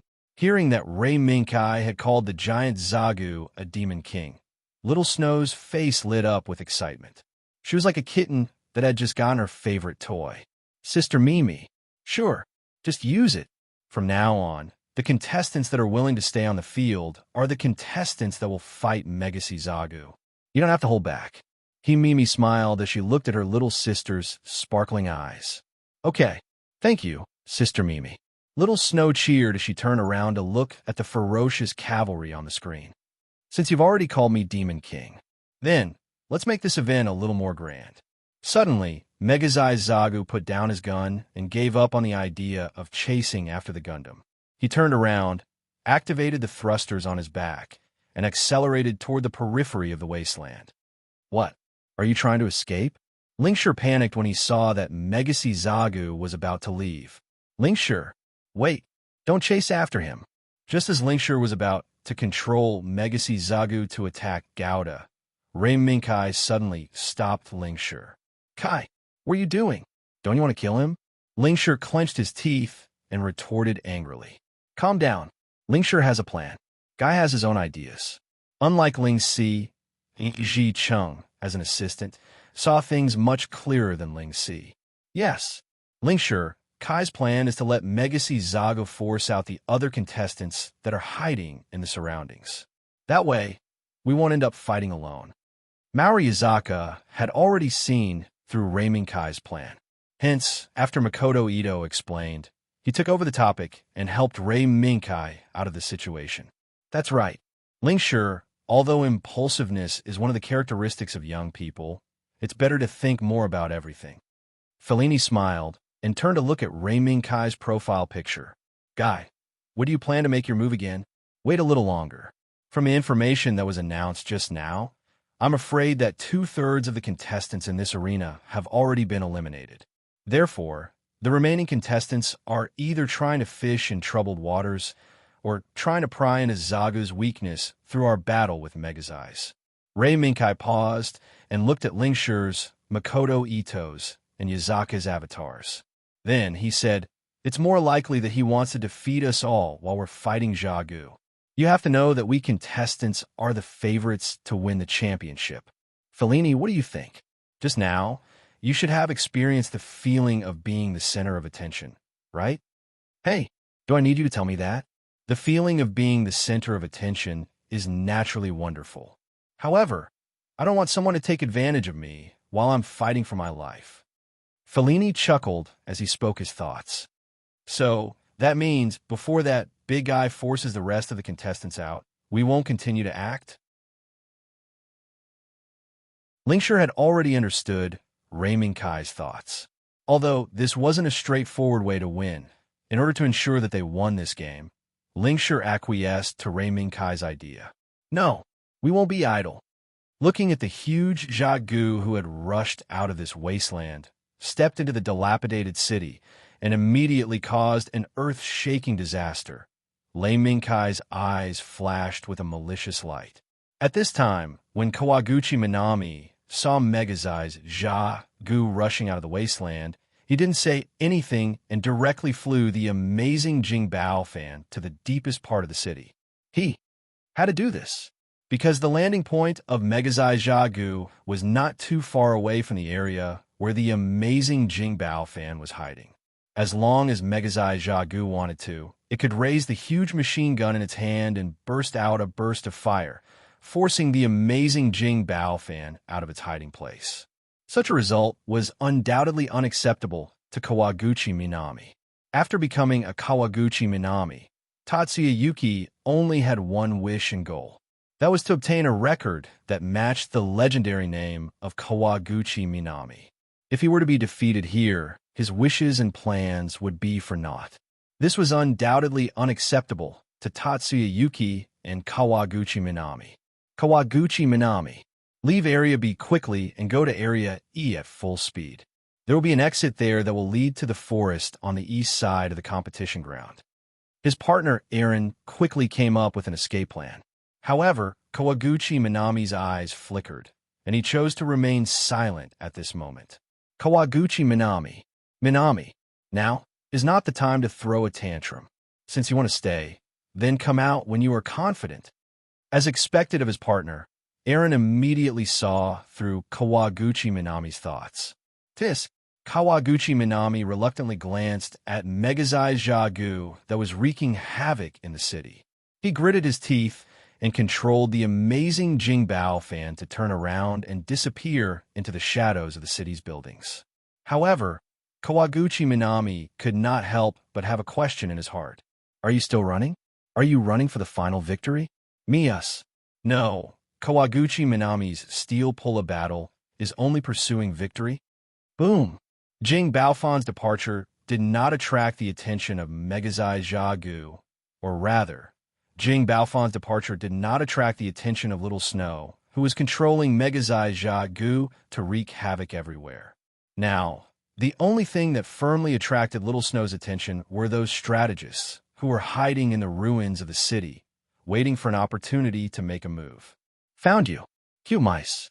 Those who only know how to hide and watch others work hard, and then seize the opportunity to snatch the fruits of victory are not good children.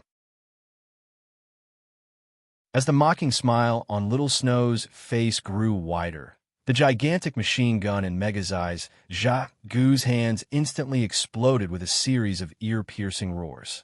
Shells whizzed out of the muzzle of the gun, mercilessly and violently destroyed all the buildings that were targeted by the muzzle of the gun. Boom, boom, rumble. The city collapsed and the earth shook.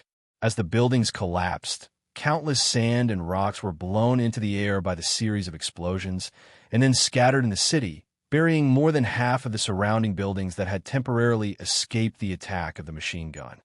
Bang! Suddenly, in the midst of the sand and dust, several shadows rushed out from all directions, leaving trails of smoke behind them as they began to accelerate madly. Some of them raised their rifles and rocket launchers in their hands and launched attacks at Megazai's Jia Gu in unison. Some of them did not make a sound and only focused on rushing forward. They did not take Megazai's Jia Gu, who was standing not far behind them, seriously at all. It was as if in their eyes, all they wanted was to stay safe until Megazai's Jia Gu was destroyed, and then they could get 20% of the points for free. Oh, you want to escape? What a joke. What are the consequences of exposing your back to the enemy on the battlefield? Today, I will personally teach you a lesson. The corner of Little Snow's mouth twitched slightly, and she revealed a mischievous smile. Tut, tut, tut, tut, tut, tut. Suddenly, Megazai's Jia Gu, who was wreaking havoc in the city, ignored the beams, missiles, and shells that were coming from all around him. Instead, he raised the gigantic machine gun in his hands and shot at the contestants who were relying on the cover of the buildings around the city to quickly escape from the city. This is the most important lesson in your life. You can't skip class. Then, Megazai's Jia Gu's machine gun roared madly, and the buildings that the contestants were using as cover for their retreat were all turned into ashes. No. Following that, a cry of surprise rang out. The steel pulla of a contestant who chose to play it safe was smashed into pieces by Megazai's Jia Gu's machine gun. At this moment, everyone realized one thing. The Megazai's Jia Gu that had suddenly appeared in the arena did not seem to be controlled by an AI. Instead, it seemed to be controlled by a human. Otherwise, why would this Megazai's Jia Gu behave so humanely? Tut, tut, tut, tut, tut. Large shell casings flew out of the launcher and smashed into the ground, creating deep pits in the cement road.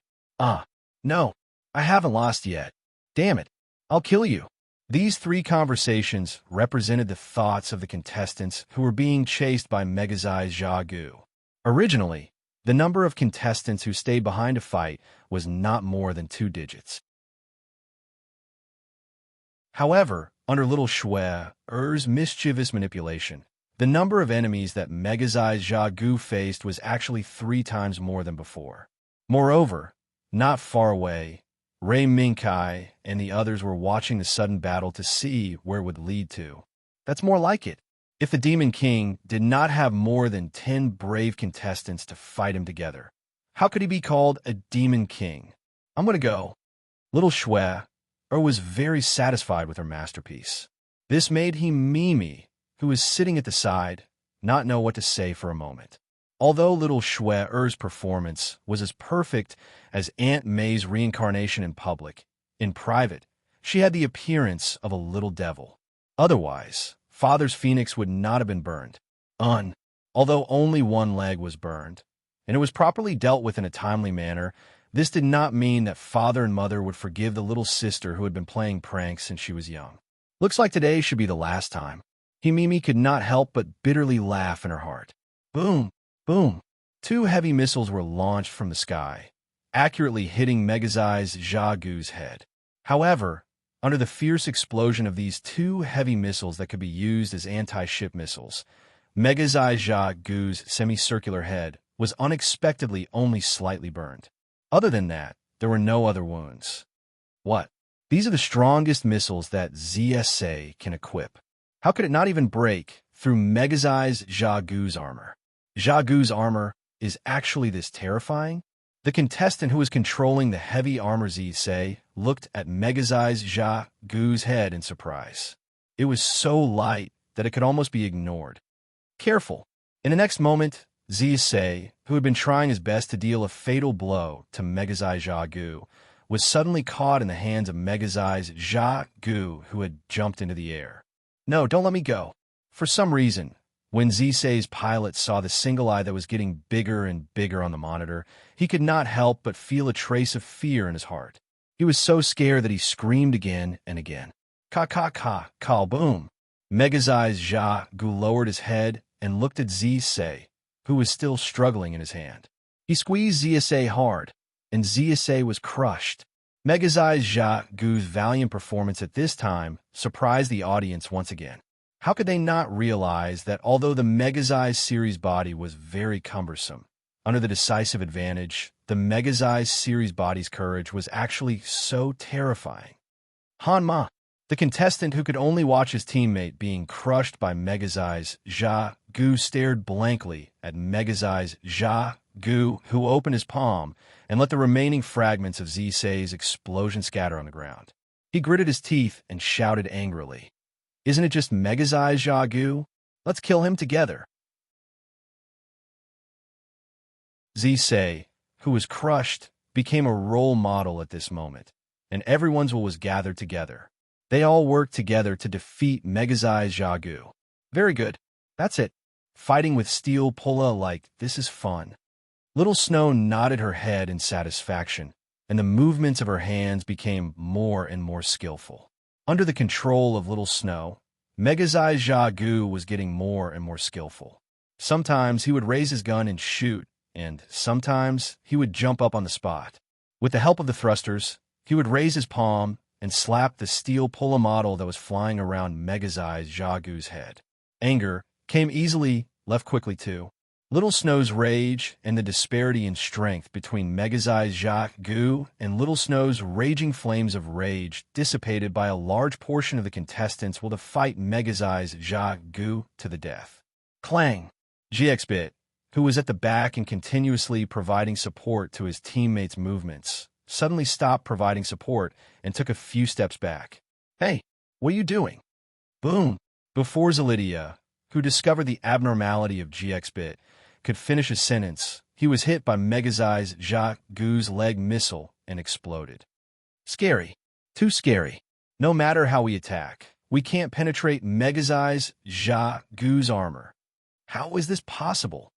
The contestant who was controlling GXBit shouted unwillingly. Even with the combined strength of so many of us, we still can't defeat him. Megazai's Gu must have been tampered with. We shouldn't be wasting time here. However, right after he finished shouting, GXBit's head was shrouded in darkness. And then, a strong force came crashing down. Boom! After ZSA Gu was crushed, another steel pulla model was crushed. Nope. This Megazai's Gu didn't tamper with anything. The only thing that changed was me, the pilot controlling it. Little Snow's smile became more and more carefree.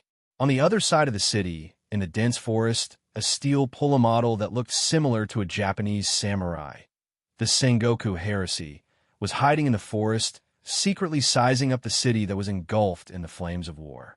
Megazai's Gu's strength is actually this terrifying? Then, I'd better preserve my strength and withdraw from this competition. Anyway, I've already gotten the points, so I shouldn't continue to be entangled here. His eyes that were flickering with the light of reason stared at the remains of the steel pulla models scattered all over the city. Otherwise, the Sengoku Heresy will end up like them.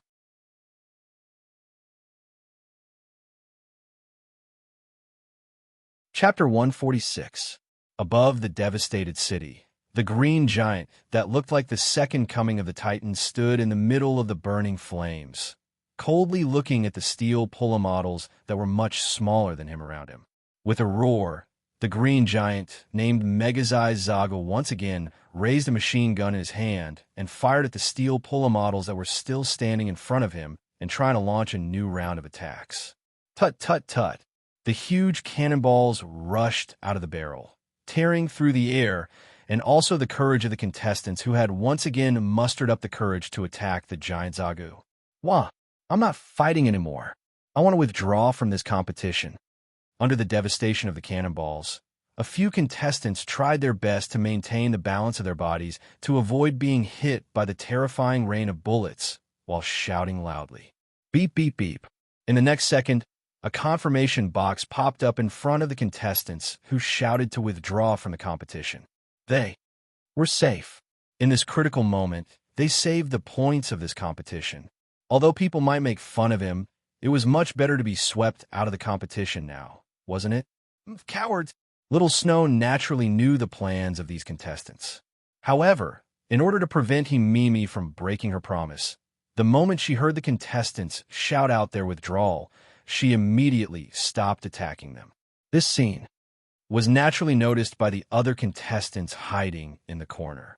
Therefore, the shouts of withdrawal from the competition sounded one after another. TSK. These cowards. Standing on a cliff on the left side of the city, Phoenix Wings Gao De quietly looked at the situation below, and Fellini naturally found those contestants who didn't even dare to fight and withdrew from the competition. Fellini. You can't blame them. Defeating Zagu of Megasays only gave him 2 points. If you fail, then you'll lose 4 points, and you might even be eliminated on the spot. Yazaka refuted Fellini's words. This, of course, I know. It was just that he was angered by those cowards. Kia, what do you think? Now, it seems that not many people are as crazy as us to challenge Megazai Zagu. Fellini snorted and turned around to look at Lei Mingkai's profile picture. Let's stick to our original plan. Now, it seemed that the possibility of this Megazai Zagu being controlled by someone could be confirmed. Therefore, our original plan to lure the enemy cannot be used. In his original plan, Rei Mingkai wanted to use the ferocious leopard mount to attract Megazai Zagu's attention with high mobility.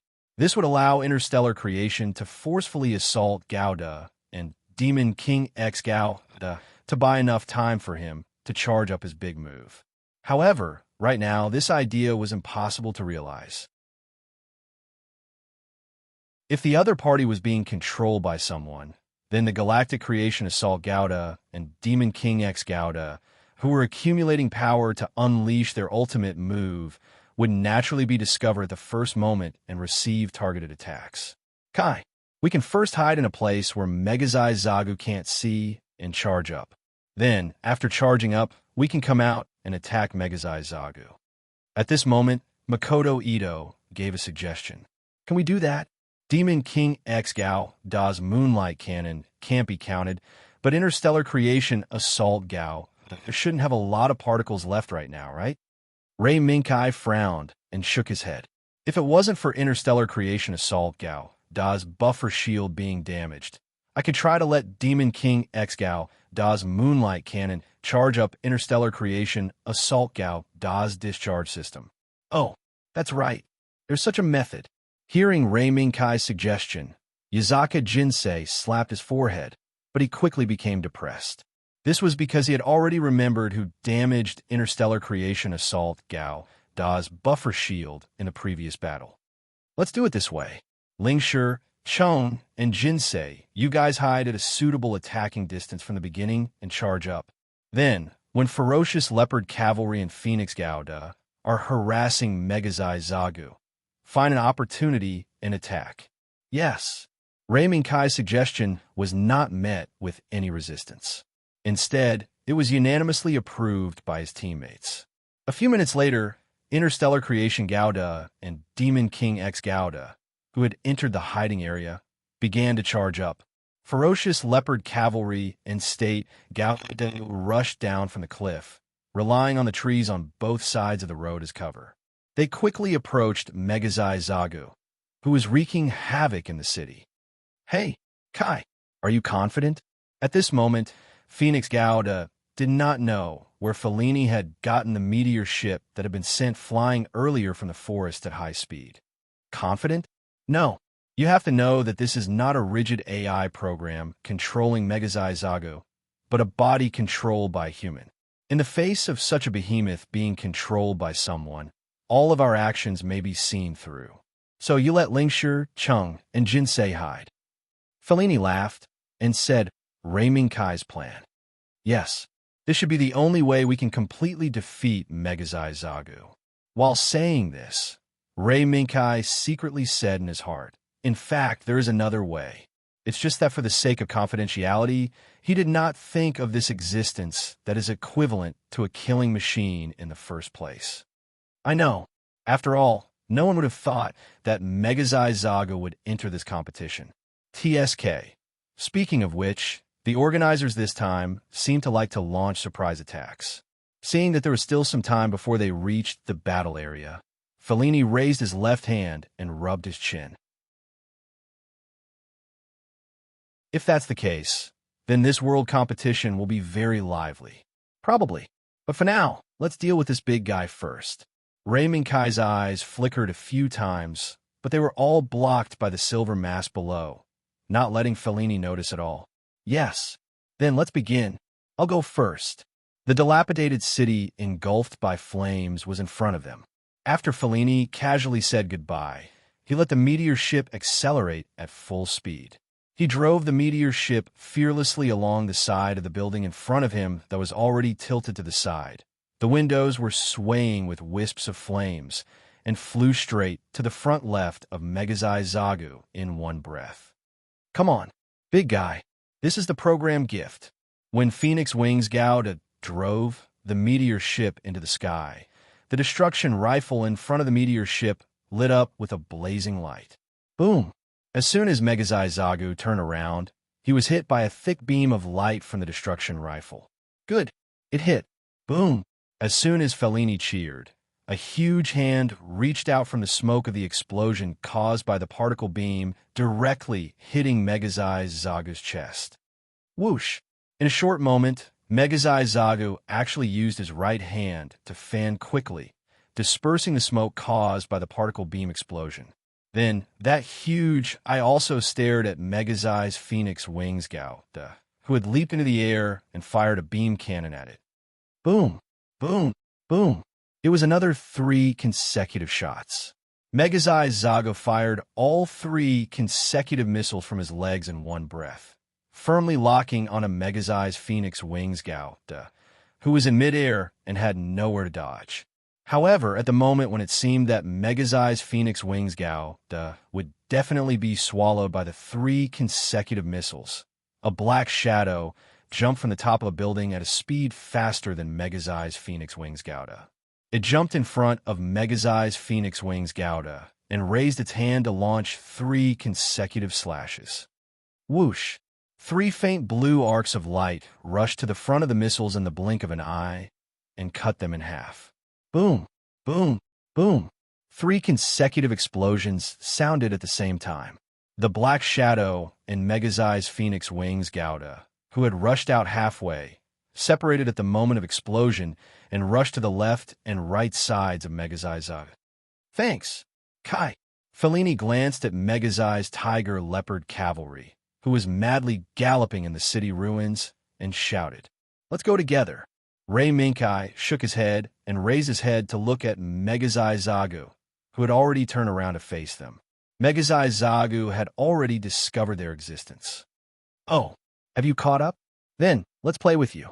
When Little Snow saw the ferocious cavalry and Phoenix-winged Gundam pincer attacking the Megazai Zagu, she immediately charged forward. She raised her hand, raised the muzzle, and madly shot at Megazai's. Aiming at me. UFFI. When he saw that the huge Zagu had locked onto the ferocious cavalry, Rei Minkai shouted to inform his assistant, Euphemia. Understood, Euphemia replied, her hands quickly shuttling back and forth on the keyboard. The next moment, 2 small rocket propulsion modules popped out from the left and right front legs of the steel Polar Warhorse. Under their eruption, the steel polo warhorses carrying the ferocious cavalry immediately increased their speed by more than 30%. Schwa! At this moment, the figures of the ferocious cavalry and steel polo warhorses actually became a bit blurry, causing the rain of bullets that were aimed at them to completely miss. Their futile efforts created deep craters around the ferocious cavalry as sand and dust filled the air. You're really fast at escaping. Try this. The playful little Schwer's right hand continuously tapped on the control ball and issued a set of commands. Megazai's Jagu immediately shot out all the missiles on his left and right front legs towards the ferocious cavalry. In the next moment, the sky was covered by the smoke from the missiles. Megazai's Jagu raised his hand to his waist and casually threw the object in his hand towards the ferocious cavalry. The black shadow that was almost the same size as the ferocious cavalry was thrown by the huge Jagu. It drew an arc in the air and plunged into the smoke. Boom, boom, boom. The missiles landed on the ground and set off waves of violent explosions, but they didn't hit anything.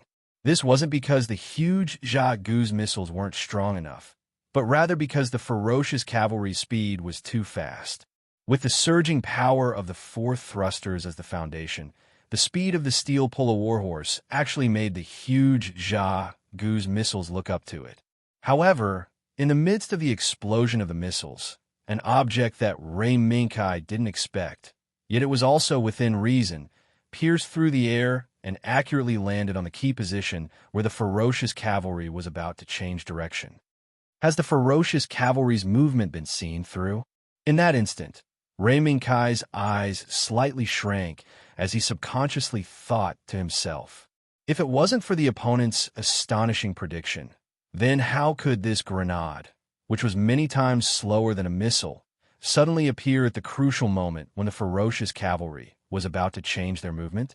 Facing the crisis of the ferocious cavalry being about to be hit by this sudden grenade, Ray Minkai clenched his teeth and prepared to forcefully change the direction of the ferocious cavalry.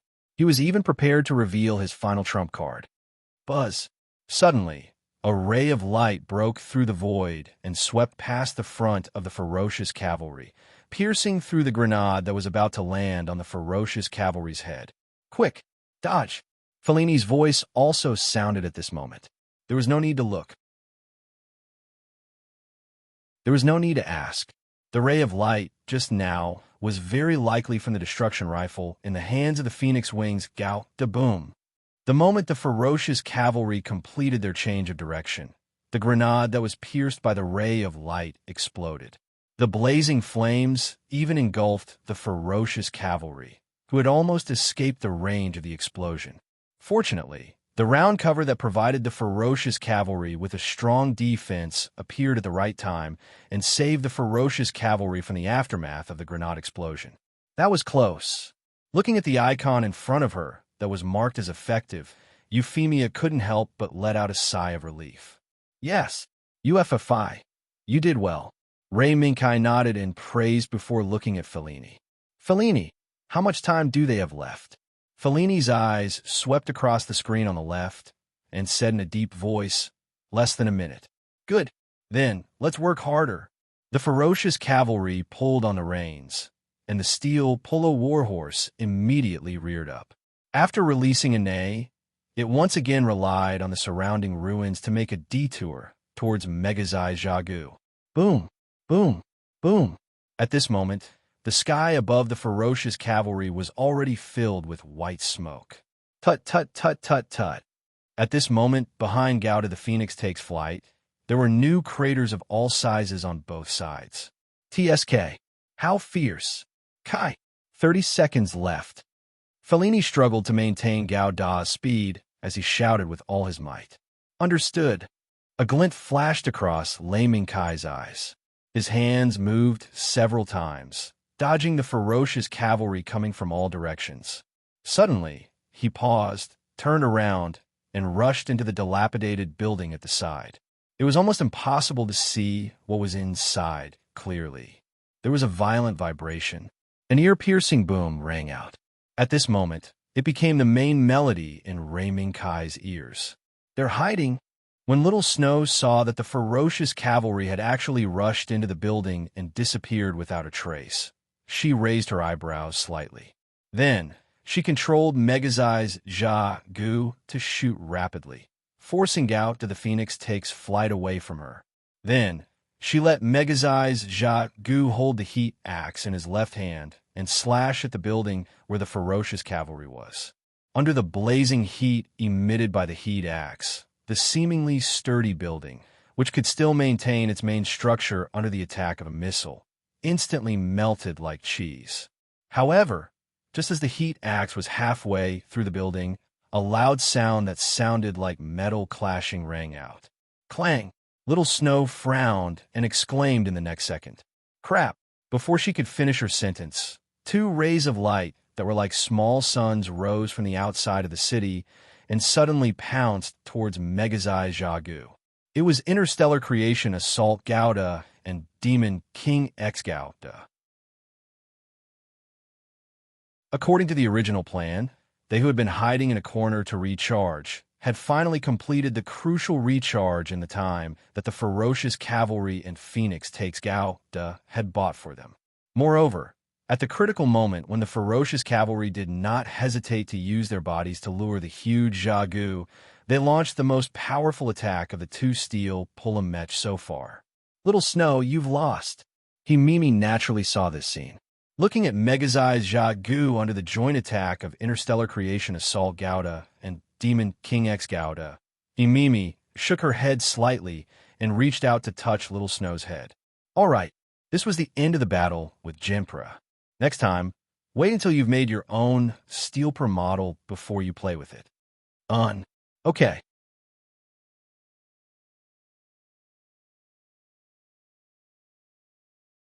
Chapter 147. Following the formation of the mushroom cloud, the sudden battle came to an end. Wait, where's the ferocious cavalry? Where's the ferocious cavalry? Just as everyone let out a sigh of relief, they were immediately woken up by Yazaka's shout. That's right. The reason why Interstellar Assault Gouda and Demon King X Gao were able to successfully hit Megazai Zaga was all thanks to the ferocious cavalry and Phoenix Wings Gouda. And here, the ferocious cavalry played a crucial role.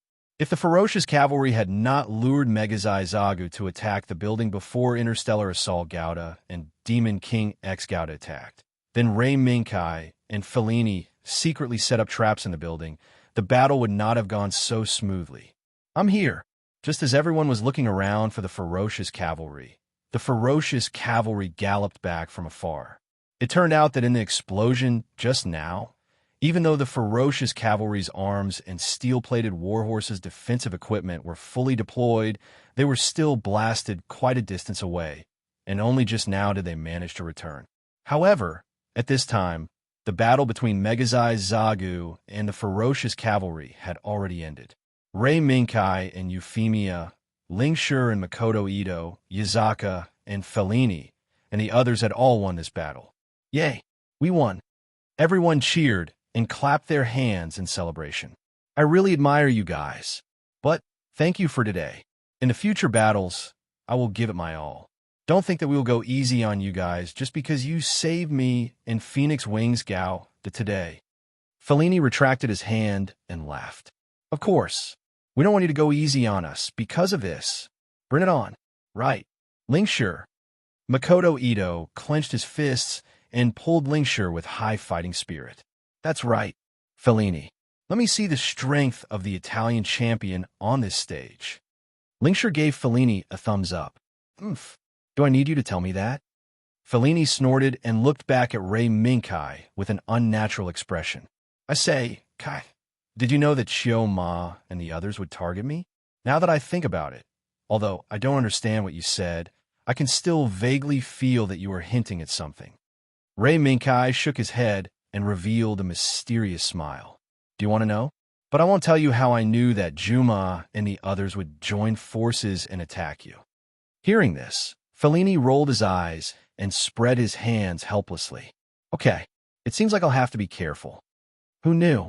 In the next second, Maori Yazaka's words exposed Fellini's true colors. That's right. Today's incident was caused by you, Fellini, being too flirtatious. If you didn't provoke those girls, why would Chilma from Germany unite a large group of people to target you? What? Why is it all my fault? They were the ones who sent themselves to me. Okay? Do I have to reject good things that are sent to me? Fellini blurted out subconsciously to refute Maori Yuzaka's words, but it made everyone quietly distance themselves from Fellini. As the only woman in the crowd, Euphemia gently pulled Rei Minkai away. In the wind, Euphemia seemed to be telling Rei Minkai not to follow Fellini's words. At this moment, Fellini felt as if 3 cawing crows were flying over his head. What? It's all my fault. Even though Megazai's Jacques Gu's interference caused a lot of trouble during the battle during the day, it was because of Megazai's Jacques Gu's interference that the contestants who exceeded the organizers' expectations passed this round of the competition. Therefore, this accident became the fuse for the new round of the competition tomorrow. During this tense moment, other than Fellini, who was so careless that he had to go to the bar almost every night, everyone else was holed up in the dormitory, making a new round of adjustments to the contestants' bodies. Therefore, after a tense night, the new round of the competition began. However, last night, Rei Minkai and Euphemia went shopping and happened to bump into something while they were taking a breather. Kai, is there any problem with the Ling Division's hand? When they were lining up to enter the venue, Euphemia looked back and saw Ling Shi and Makoto Ito, who were late, walking into the crowd. Yeah, it shouldn't be too big of a problem. After all, Aslan has already given him the best medicine we can use. Rei Minkai nodded and couldn't help but recall the incident that happened last night. Just as Rei Minkai and Euphemia were strolling along the river, they were suddenly attracted by a sudden noise from not far away. Surprised, the two of them quickly walked over, trying to see what had happened. In the end, they saw that Ling Shi was blocking a girl with long silver hair, wearing a hat and a dress behind him, looking at the gangsters who surrounded them with vigilance.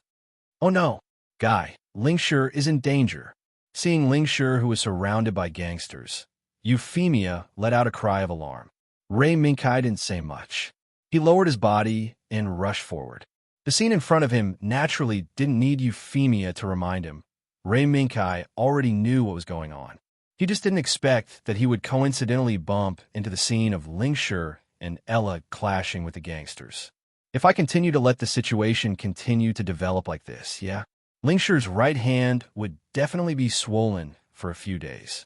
At this moment, Rei Minkai just thought that Ling Shi's right hand would be injured in an instant, and the situation had already developed to this point. The gangster standing in front of Ling Shi waved the baseball bat in his hand and fiercely smashed it towards Ling Shi, but it was blocked by Ling Shi's right hand. Although there was a wrist guard on his right hand, Ling Shi's injury wasn't light. TSK, it still happened, ah? Rei Minkai secretly cursed.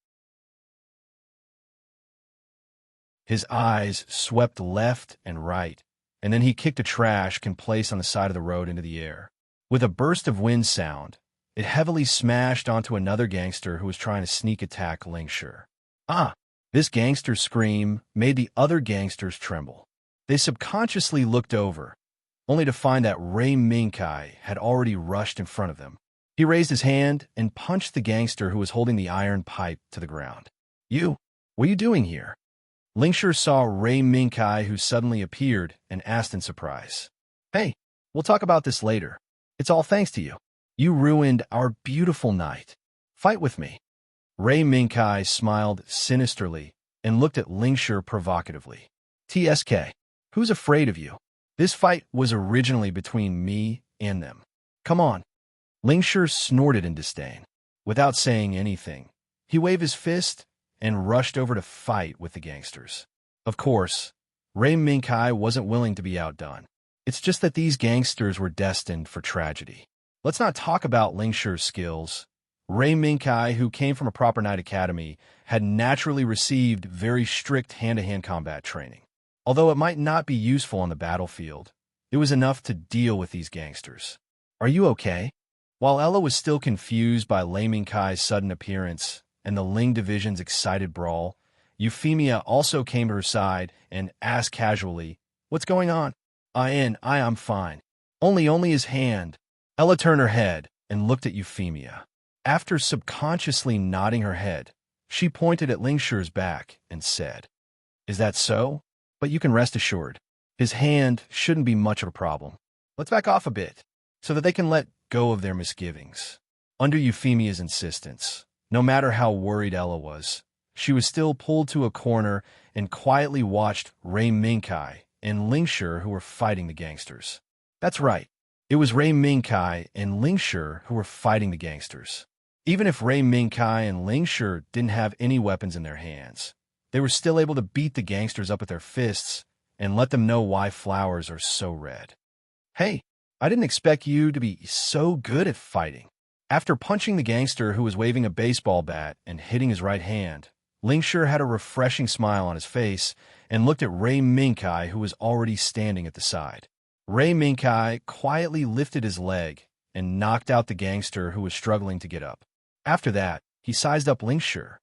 "I also didn't expect you to be so good at fighting. It's just that your right hand's injury isn't light, right?" Lingshire stared blankly for a moment. He raised his right hand and took a look. He actually discovered that unknowingly, his right wrist was already swollen and red. Even the wrist guard couldn't cover up its appearance. However, even so, Lingshire still acted as if nothing had happened. He waved his hand and said indifferently, it's nothing. It's just a small matter. These things were very common when I was young. I'm already used to it." "Really?" Suddenly, a voice that was faintly suppressing anger sounded. Upon hearing this voice, Ray Minkai couldn't help but raise his eyebrows and secretly said, "A good show is about to start." Really? Lingshire, who didn't notice the change in voice, was still waving his wrist indifferently. But unexpectedly, he was caught by a pair of soft little hands. Then, a burst of intense pain that penetrated deep into the marrow instantly spread from his right wrist to Lingshire's entire body. Gentle. You. How can you just talk about fighting and killing so casually? What's wrong with me? Aren't I just trying to protect you?" Hurriedly retracting his right hand, Lingshire, who was in extreme pain, repeatedly cried out. On the other side, after exchanging a funny look with Euphemia, Ray Minkai took out his personal terminal and tried to send a distress signal to Aslan. Because they didn't expect to bump into Lingshire and Ella being harassed by gangsters, Ray Minkai and Euphemia didn't bring any medicine with them. After all, this world was under the control of the administration. Generally speaking, it maintained a state of peace. A large-scale war, such as a world war, wouldn't have broken out that day. "Kai, it's so late. Why are you still contacting me? What's the matter?" From the sound of the wind coming from the communication channel, Aslan should still be awake at this time, and seemed to be in a relatively windy environment. Ray Minkai looked left and right, and discovered that behind the venue of the world competition, there was a huge mountain. Perhaps Aslan was there. "Aslan, do you have any medicine that can quickly treat external injuries?" "I don't have it with me here." "External injuries? You're injured? Or is Miss Euphemia injured?" Aslan was stunned for a moment, and then asked back. There was a hint of urgency and worry in his voice. "No, it's not us. It's a friend we know who's injured." Ray Minkai told the truth. "Friend? That's good. Send me your location. I'll come over right now." Aslan's mobility was very strong. As soon as he finished speaking, he immediately hung up the communication. After Ray Minkai sent his current coordinates over, it only took a few minutes for him to arrive at where Ray Minkai and the others were. Lingshire? Aslan had just gotten out of the car with his medical kit when he recognized the identity of the youth who was still stubbornly refusing to admit his mistake when Ella was constantly scolding him. "I see. Kai, the friend you're talking about is Lingshire, right?" "Yes, it's him. Just now, he and I had a fight with some hooligans." "This kid tried to be brave and got hit on the wrist by a hooligan," Ray Minkai added after making fun of Lingshire a little. "Those hooligans will at most have to lie in bed for a few days." "Is that so? I got it. These things, I'll take care of them. You guys focus on the competition." Aslan nodded without batting an eyelid. and then began to treat Lingshi's right hand. That, may I ask, will be fine tomorrow? Lingshi, who was silently enduring the pain and Ella's scolding, grinned and asked after Aslan finished bandaging his hand and exerted a little force to feel the strength in his right hand. If you continue to fight like this tonight, I think it will be difficult for you to recover in a week. Aslan warned Lingshi a little and then said, fortunately, you have a wrist guard to block it. After the swelling subsides, it won't be a big problem anymore. Is that so? Thank you very much. Once he heard that it wouldn't affect his future, Lingshi immediately thanked Aslan happily. You don't have to thank me. I'm just doing my job. Aslan shook his head and turned to look at Ray Minkai and Euphemia. If there's nothing else, I'll go back and take care of some things. Okay. Sorry to trouble you. Aslan. That was how Ray Minkai and Euphemia met Lingshi and Ella last night. Although the injury on Lingshi's right hand looked serious, when he saw Lingshi standing at the back of the team and excitedly waving at them, Ray Minkai knew that this brat's injury was no longer a big problem. Looks like Lingshi's right hand is already healed. Okay, it's our turn. Let's go. The competition that was about to be held was a competition system that used randomly selected weapons to fight and win. Before Ray Minkai and Euphemia, there were already many contestants that had been selected. Right now, it was already Ray Minkai and Euphemia's turn. You do it, my cute princess.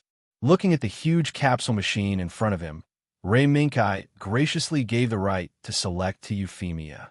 Euphemia smiled sweetly and stretched out her hand to twist the button. DDD 13. The weapon number that Ray Minkai and Euphemia drew was 13. At this moment, Ray Minkai suddenly felt that there was a dark cloud floating above Euphemia's head. It seemed like, Westerners seem to hate the number 13, right?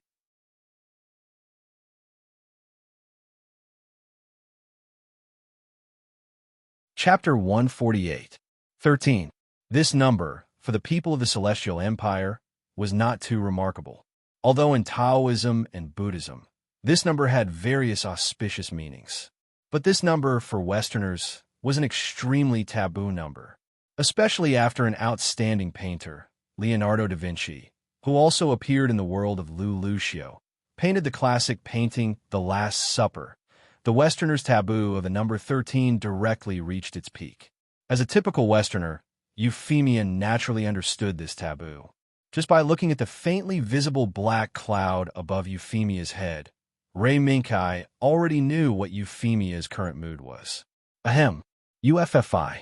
In fact, you don't have to care so much. Ray Minkai coughed and backhandedly sold out Makoto Ito and Lingshi, who had just drawn their numbers. Look, UFFI. Chung and the others drew number 44. In East Asia, the number 4 symbolizes death. Not to mention, the number Chung and the others have now drawn is 44. With that, Ray Minkai spread out his hands and showed a worried look. No doubt, compared to the number 13 we drew, Chung and the others' numbers seem to be more ominous. Euphemia, who had a haze on her face, blinked her eyes, slightly looked up at Makoto Ito, who was also smiling helplessly, and her face seemed to improve a little. However, Euphemia would not let go of the grudge. Kai, what about 13? What does this number symbolize in East Asia? Ray Minkai was stunned, turned his eyes, and showed a mysterious smile. The number 13 is not regarded as an ominous number in East Asia. Instead, in the religious culture of East Asia, it has been given a variety of auspicious meanings. Moreover, in the modern language system of the Celestial Empire, the number 13 has been given a romantic meaning. Romantic? Romantic meaning? Euphemia's eyes flashed with doubts. That's right. Ray Minkai smiled and continued to act mysterious. If you want to know the answer, UFFI, why don't I tell you after we win this match? As a prize for victory, Euphemia blinked her eyes, and her pupils lit up again. She had been attracted by the riddle that Ray Minkai had deliberately thrown out. Yes. What do you think? Good. We'll definitely win this match. Even if Satan comes again, I will defeat him. Euphemia suddenly waved her small fist with high fighting spirit. Lei Mingkai was finally able to set his mind at ease. Although Lei Mingkai was confident that he would win this match, he couldn't let Euphemia be defeated by this illusory and unknown 13. The second round of the competition started on number 01, which was the individual performance match of Kawaguchi Mingrun, who had drawn number 01. That was right. It was an individual performance match. Under the watchful eyes of the audience, Kawaguchi Mingrun easily defeated the enemy, who had the advantage of the electromagnetic cannon in a few moves. He won and became the first winner of this round of the competition. After Izaka Jinsei and the others went on stage one after another, it was time for Lei Mingkai and Euphemia, who had drawn number 13, to go on stage. Although Lei Mingkai had comforted Euphemia about the number 13, Euphemia was still a little nervous when she stepped on the steel pull-up platform. UFFI, don't be afraid. I'm here for you. Lei Mingkai patted UFFI's small hand and comforted her again. He then started to set up the GP base and let the ferocious cavalry in. However, Lei Mingkai controlled the ferocious cavalry and rushed into the arena. He landed next to the weapon cabinet that he had placed in the arena beforehand and opened it. He was stunned by what he saw inside the cabinet. What the hell is this? Inside the weapon cabinet that was covered with red cloth, there was a handle placed quietly. The ferocious cavalry held in his hand and waved it a few times. A faint light flashed as he waved it. Beam sword? This strength doesn't seem like a beam sword. Lei Mingkai furrowed his brows. For a moment, he couldn't recall what the light ribbons that the ferocious cavalry was shooting out were. Moreover, the enemy wouldn't give him enough time to figure out what the handle in the ferocious cavalry's hand was. Boom! The air was torn apart at this moment. Lei Mingkai pulled back the control ball in his right hand at lightning speed and let the ferocious cavalry dodge the cannon that came from the front.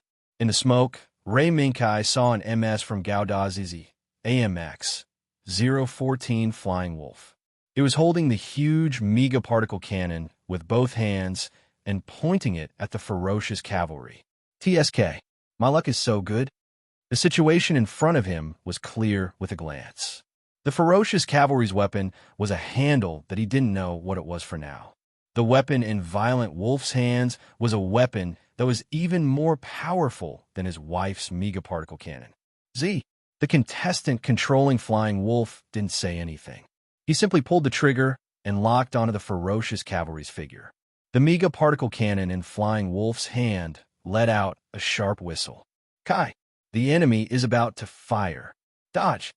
Euphemia's expression was very ugly. The current situation that the ferocious cavalry was facing made Euphemia unconsciously associate it with the curse of the unknown 13.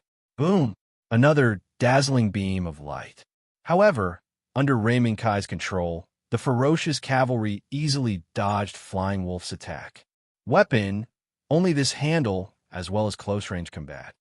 Lei Mingkai glanced at the ferocious cavalry's weapon. Other than the handle that he didn't know what it was used for, there was nothing else. The first rule of this round was that the participating steel pulla must remove all weapons equipped on it. The method that the ferocious cavalry used to defeat the enemy would naturally think of it as well. Thus, the moment the ferocious cavalry showed signs of launching an attack, Flying Wolf would immediately stop shooting and speed up to pull away from the ferocious cavalry. TSK, are they trying to drag the ferocious cavalry down? The ferocious cavalry launched several attacks, but they were all dodged by the enemy in time. The moment the ferocious cavalry's attack ended, the enemy would launch an attack. Even though Lei Mingkai had a trick up his sleeve to prevent the enemy from seeing through the rhythm of the ferocious cavalry's attack, it still made the battle drag on. Shwa! Suddenly, the ferocious cavalry's right hand shook and a faint light shot out. In the blink of an eye, the light wrapped around the trunk of a tree not far away. Immediately after, the ferocious cavalry pulled, and the tree that was wrapped around by the light snapped. Is that a light beam? Could it be the one used by Nobel Gauda in Fighting G? At this moment, Ray Minkai finally understood the use of the ferocious cavalry's controller. However, even if that was the case, the other party was able to see through the intricacies of the ferocious cavalry when Lei Minkai understood what the handle was. Thus, Flying Wolf's attacks became even more ferocious. Boom, boom, boom. In order to suppress the ferocious cavalry's mobility, Flying Wolf did not even hesitate to give up on the Mega Particle Cannon's shooting mode. He used a burst mode to ensure the continuity of his firepower. As more and more holes appeared beside the ferocious cavalry's feet, Flying Wolf's attacks became even more ferocious. Boom! The beam shot by Flying Wolf exploded in front of the ferocious cavalry at close range. While raising a cloud of dust, the ferocious cavalry's figure was drowned in the dust. In the air, Flying Wolf, who had been chasing after the ferocious cavalry, subconsciously slowed down and began to patrol the surrounding area. Kai, let me do it! All of a sudden, when Ray Minkai used this cloud of dust to hide the ferocious cavalry's tracks and attempted to launch a surprise attack, Euphemia suddenly passed through the virtual screen formed by the Palisky particles and appeared behind Ray Minkai. UFFI, let me do it here. Although Ray Minkai was very surprised at Euphemia's current actions, he still shook his head. No, I know how to use this weapon, because under the guidance of the court's teacher, I have danced the ribbon dance before. After saying that, Euphemia clenched her teeth and said with a red face, in order to maintain my figure, my teacher required me to do the ribbon dance 3 to 4 times a week. This time, Ray Minkai stared blankly. At the same time, he subconsciously moved aside and let Euphemia control. Then, Ray Minkai, who had regained his senses, slightly shrugged his shoulders. It seemed that the number 13 was quite a shock to Euphemia. So much so that Euphemia even mentioned her own training schedule. However, he did not expect that the reason why Euphemia was able to maintain such a good figure was because she followed the instructions of the court's teacher and insisted on doing the ribbon dance. Thinking until here, Ray Minkai shook his head and threw these thoughts to the back of his head. He once again focused his attention on the competition. According to his thinking, even if they lost this competition, it would not be a very serious matter. As long as they maintained their winning streak in the following competitions, they would still be able to enter the finals. At this moment, Flying Wolf, who was completely unaware that the ferocious cavalry had already changed its controller, was still patrolling back and forth in the air, trying to find the ferocious cavalry's figure. Chua! The moment Flying Wolf turned around, a faint light suddenly tore through the dense forest below and wrapped around Flying Wolf's left leg in a flash. What? This sudden change caught the Flying Wolf's pilot off guard. He quickly pushed the Flying Wolf's thrusters to the maximum output. However, at this moment, the faint light that was wrapped around Violent Wolf's left leg condensed into a light beam that flickered with a faint purple light and began to quickly tighten. Ka! As the light beam tightened, cracks appeared on Flying Wolf's left leg. It seemed that it would not be able to hold on any longer. TSK, eat this. Perhaps it was to protect its left leg, or perhaps it was to take advantage of the stalemate between the two sides. Flying Wolf wanted to use this subtle moment to defeat the ferocious cavalry in one fell swoop. Wong. Countless particles quickly condensed at the front of the Mega Particle Cannon in Flying Wolf's hands. An increasingly dazzling ball of light condensed in a few breaths of time. Die! Boom! Under the roar of Flying Wolf's pilot, the beam that was even more terrifying than before tore through the void and headed straight towards the forest below, towards the end of the light beam. The beam of light disappeared in an instant. The world seemed to have become incomparably silent at this moment. In the next second, the silence suddenly disappeared. What was left was the sound of the explosion that resounded through the audience, the dark clouds that rose into the sky, and the forest below that was quickly engulfed by the flames. In the flickering flames, Flying Wolf's left leg was saved. The light beam that almost caused Flying Wolf to lose its left leg disappeared at the moment of the explosion. Did it succeed? For some reason, Flying Wolf's pilot did not feel the ease of victory, nor the joy of victory. On the contrary, the ominous feeling in his heart became more and more intense. Wow. The clamor from the audience made his heart tighten, and he subconsciously controlled the flying wolf to perform an emergency maneuver.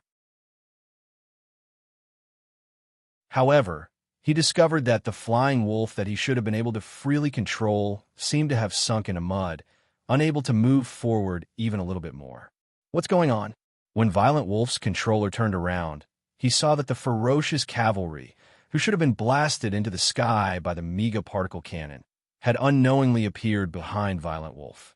The ferocious cavalry's beam belt was tightly wrapped around Violent Wolf's body, making it unable to move at all. The number 13?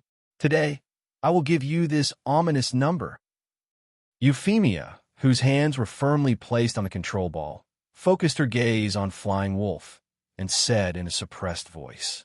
Then, in the desperate eyes of Flying Wolf's pilot, Euphemia gently pulled her right hand, and the ferocious cavalry returned. The light beam that was flickering with a beautiful and mysterious purple light fluttered freely in the air, and under the beautiful trajectory of the light beam was the countless wreckage that was cut off from Flying Wolf's body and scattered to the ground like petals. Boom! This was the death knell of Flying Wolf, and also the ending bell of this competition. The battle is over. Ray Minkai, Euphemia wins. Looking at the dissipating light of the Palevsky particle, Euphemia couldn't help but breathe a sigh of relief.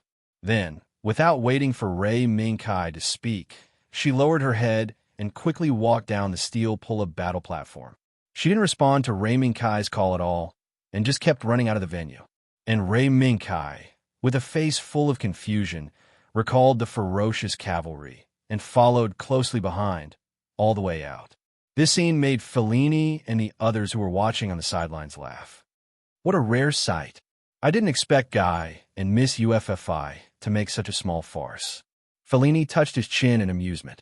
Maybe this is the fun between lovers. Yazaka, who was a severe, unrequited love sufferer, began to fall in love with a certain girl. Guy and Euphemia will be fine, right? Makoto Ito looked left and right and carefully asked. Who knew? Fellini patted his shoulder. Sincerity. This matter, when you fall in love, you will understand.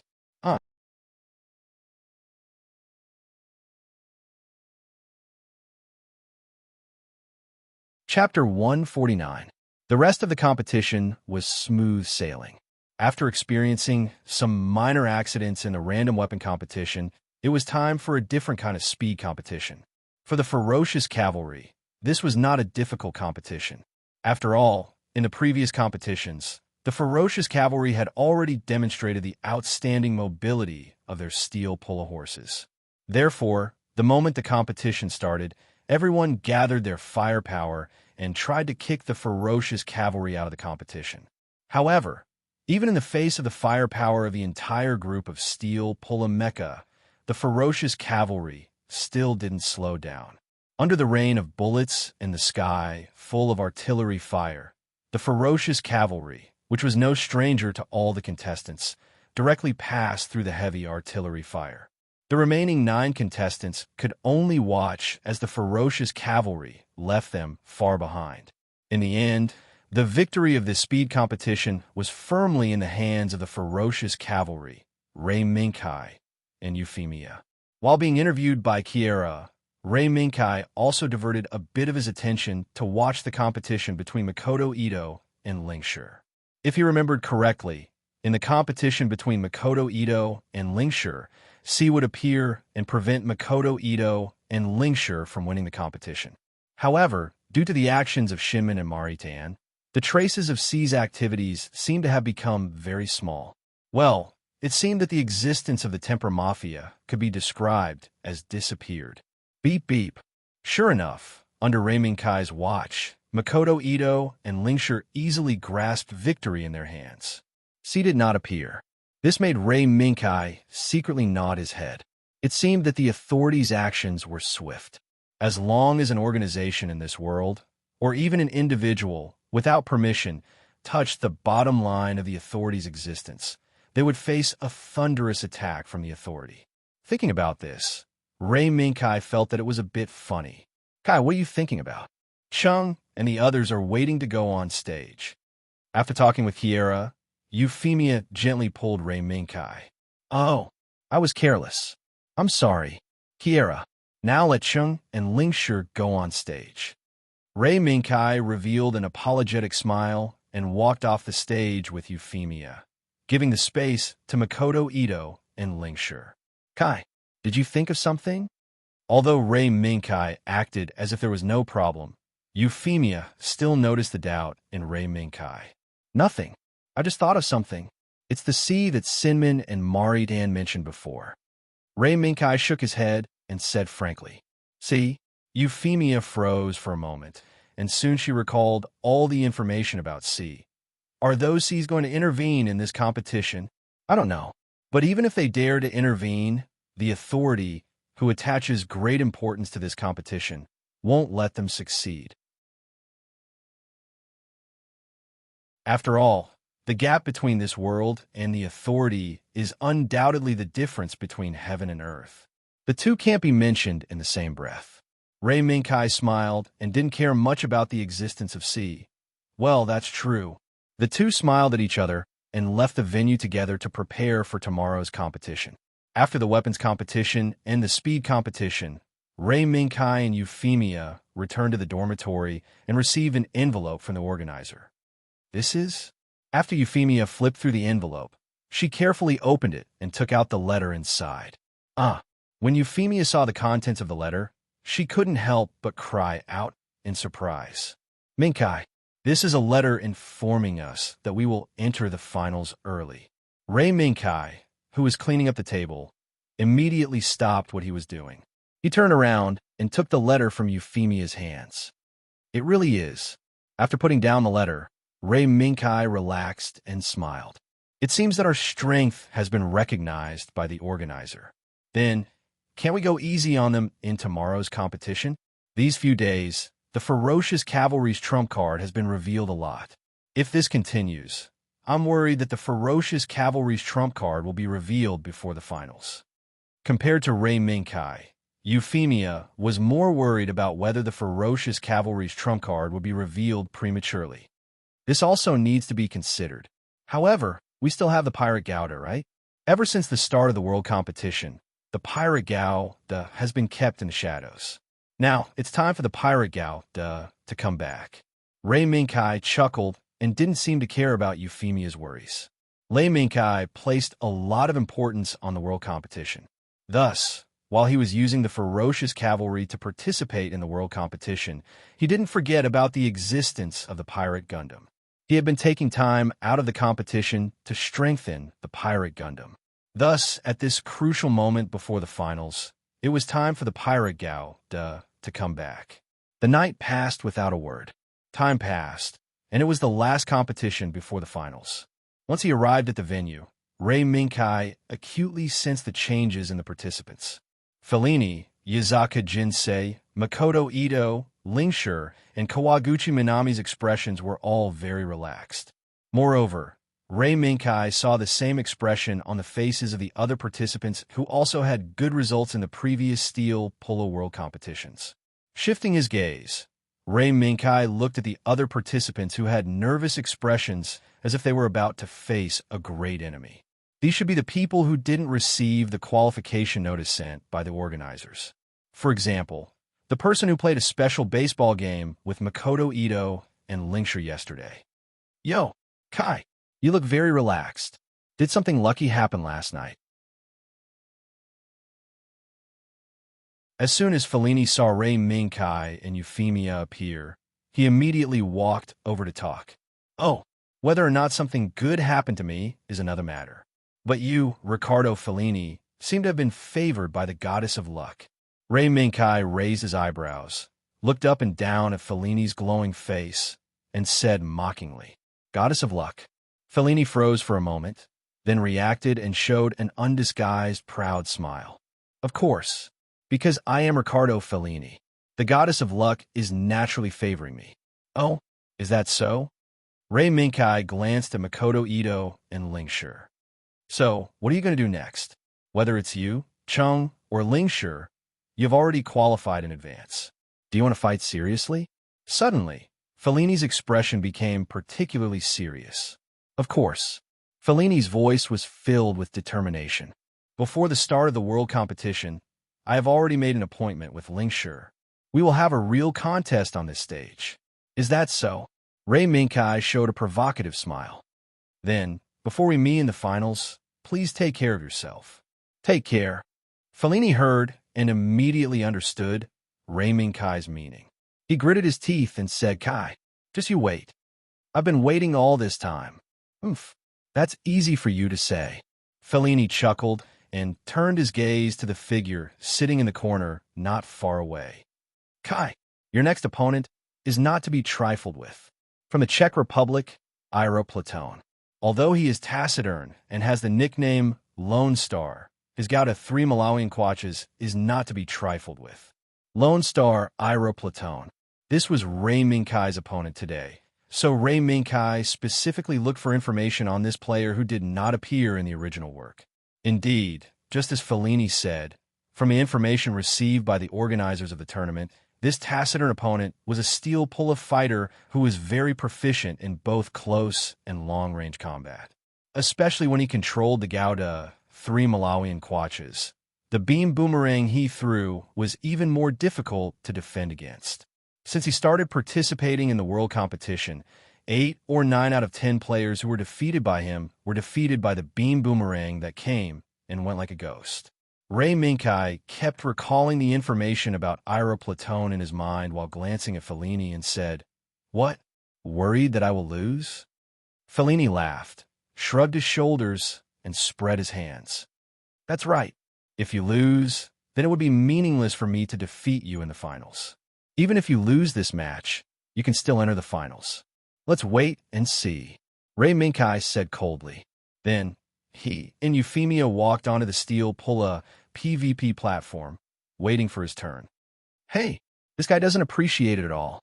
Fellini sighed and returned to his seat, waiting for his match against Makoto Ito and Linkshire. The battle is over. The winner is the Kawaguchi celebrity. In front of Ray Minkai and Euphemia, Kawaguchi Minami defeated his opponent with his usual swift and fierce attacks. He did not go easy on his opponent just because he had won in advance. Kai, from the looks of it, you've also obtained the right to qualify.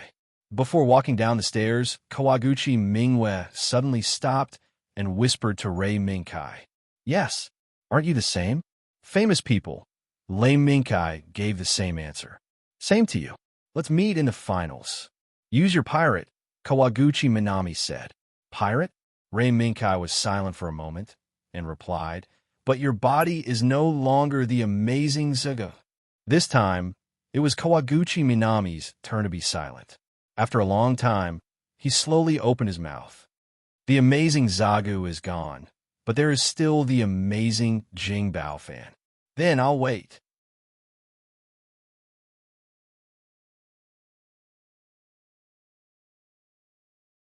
Chapter 150.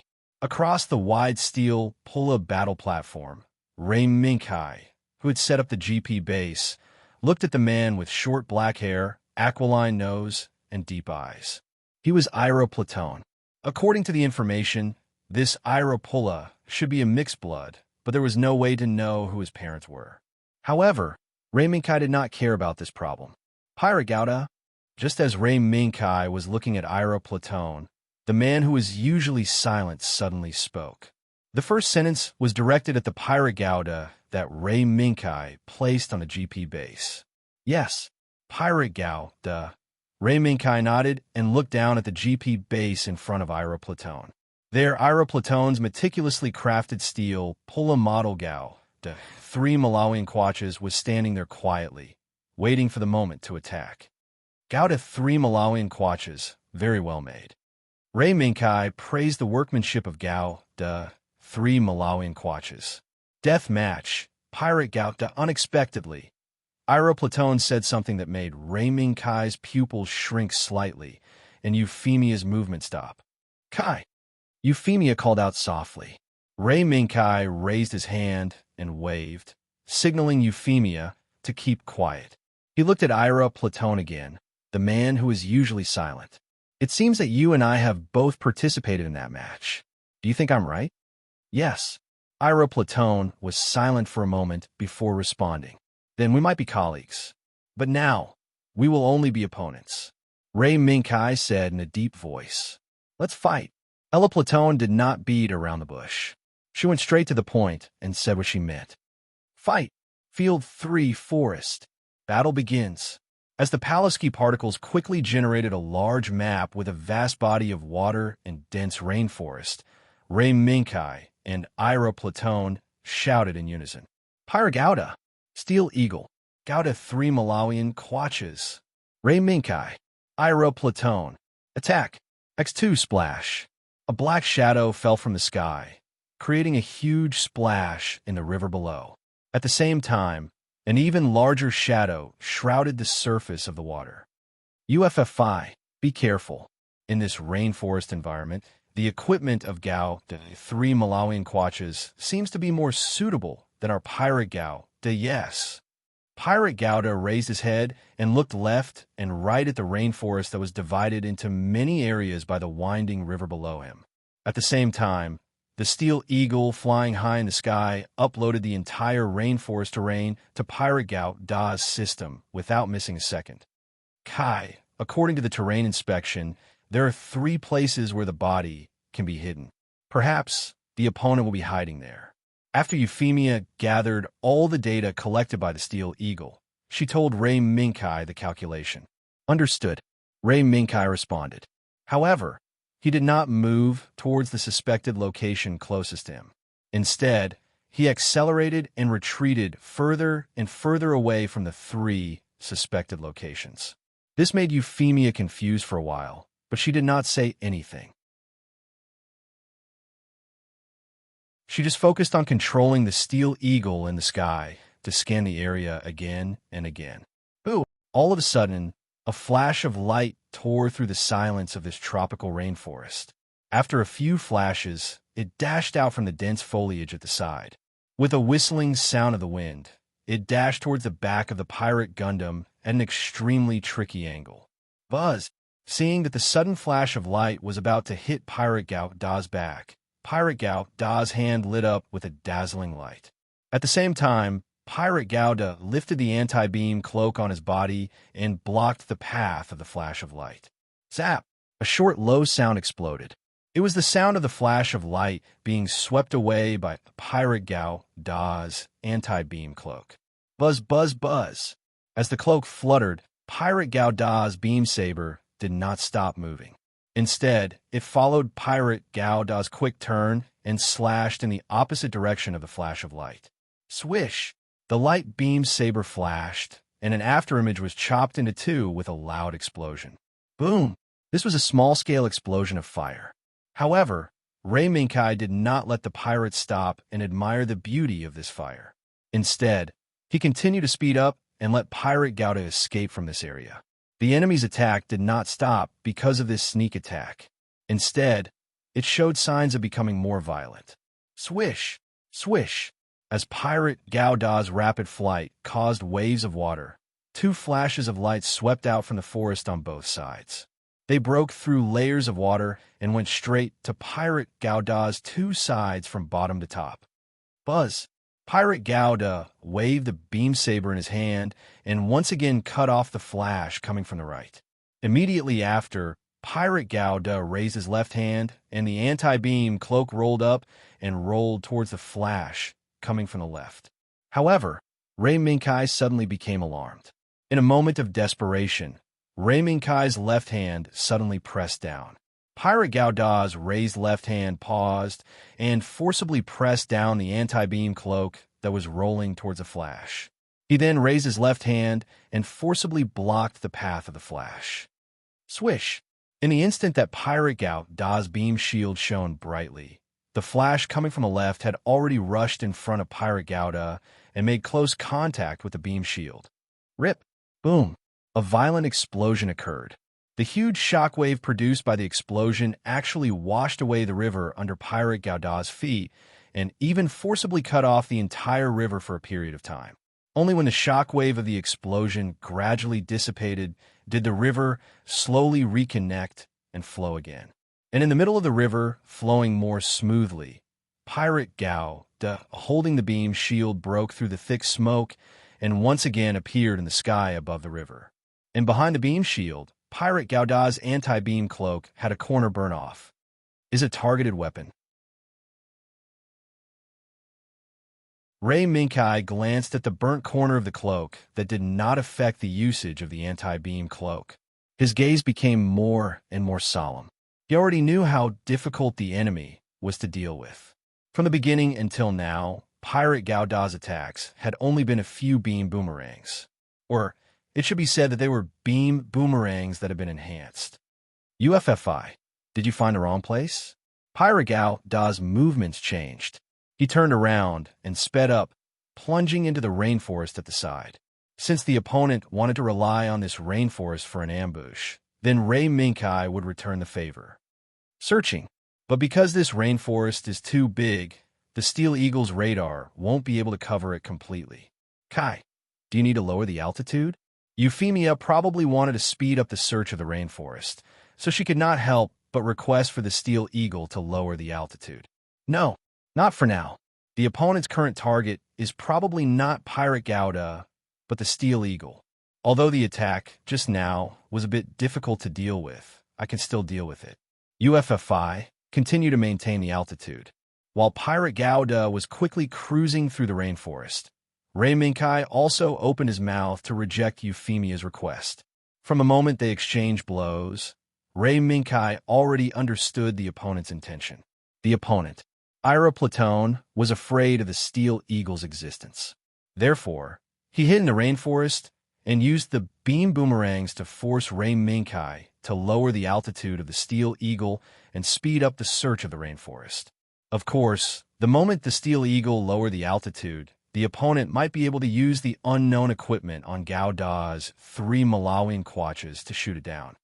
I want to see how many beam boomerangs you have to let Pirate Gauda slay to his heart's content.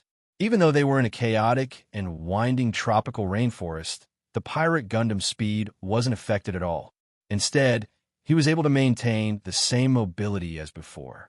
In the flash of light, the figure hidden in the shadows of the tropical rainforest silently looked at Pirate Gauda, who was nimbly shuttling through the rainforest with the help of the X-type thruster on his back. It really is you.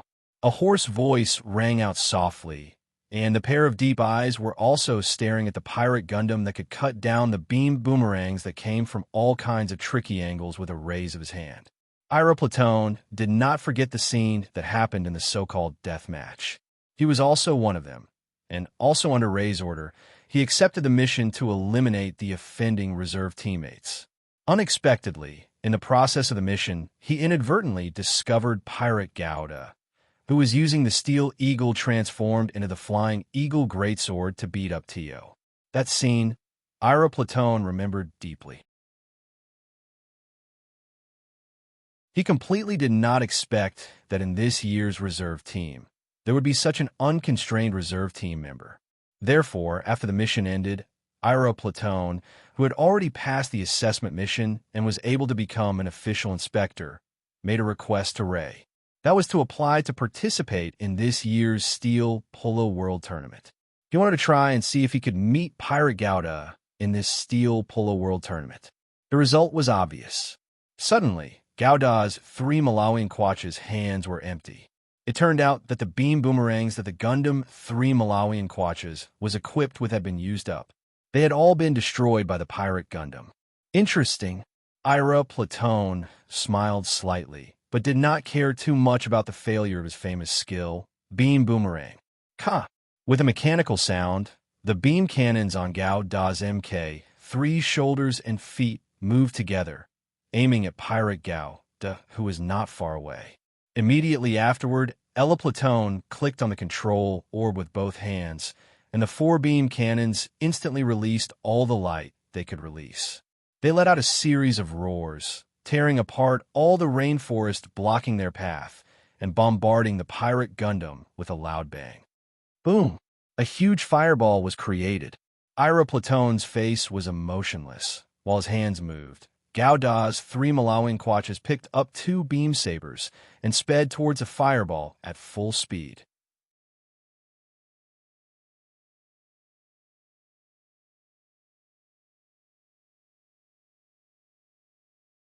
Chapter 151. Amidst the vibrations, the beam blade that was constantly emitting a sharp, whistling sound cut through the billowing flames and pierced into the depths of the flames. An ear-piercing low rumble caused by the collision of particles was accompanied by a violent shockwave. The remaining flames and smoke in the air were all blown away, revealing the beam blade of Gao, the 3 Malawian Quatches, and a beam shield that firmly blocked it. Crackle! At this moment, lightning frantically jumped back and forth between the beam blade and the beam shield. The flickering light illuminated Gao, the 3 Malawian Quatches, and Pirate Gauda's face. Ella Platone let out a low growl in the midst of the flickering light and darkness. Don't think that Gauda 3 Malawian Quatches only has this kind of program. Ira Platone's right hand pulled and Gauda MK 3's beam blade fiercely cut towards the right side of Pirate Gao Da's beam shield. Sparks exploded in an instant. Along with the flickering lightning, the sparks continued to spread all over the beam shield. At first glance, this scene was quite frightening. However, Pirate Gauda and its controller, Ray Minkai, remained unmoved. Instead, they firmly held onto the beam shield on their left arm, not allowing it to be pulled by Gauda MK3's beam blade. Then, they lowered their waist and straightened the beam blade in their right hand. Seizing the opportunity, they followed the gap under the beam shield and headed straight for Gauda MK3's waist. As long as this attack hit, Gauda MK3's fate would end there. However, Ira Platone had already taken precautions.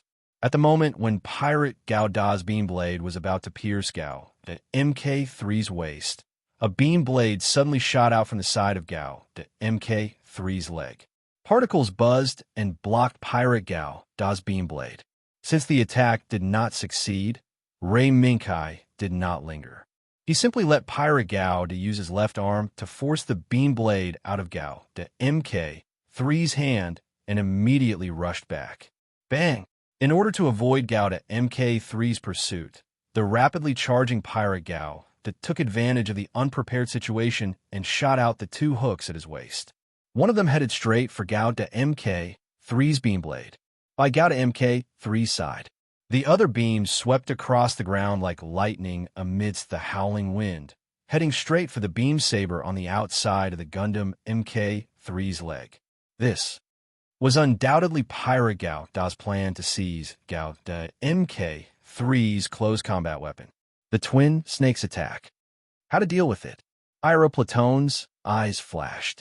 His fingers quickly tapped on the control ball continuously, allowing Gauda 3 Malawian Quatches to complete dozens of commands in a short second, allowing it to speed up and retreat. He raised the beam cannon on his shoulder and feet to lock onto the 2 hooks shot out by Pirate Gauda, then shoot and other actions.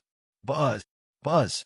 Beams of light instantly blocked the path of the 2 hooks, and then quickly extended forward in an attempt to destroy the 2 hooks. However,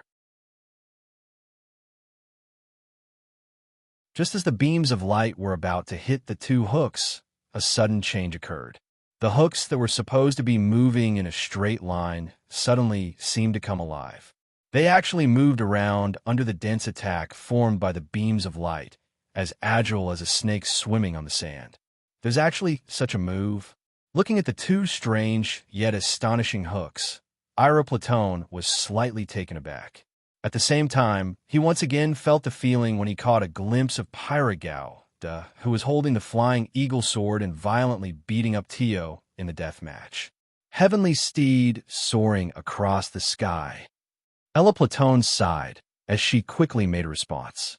If he couldn't stop the hooks from moving forward, no, hitting the snake. He had to hit the weak spot. No matter how agile the hooks were, the one controlling them would definitely be Pirate Gauda himself. Thus, the Gundam 3 Malawian Quatches advanced instead of retreating.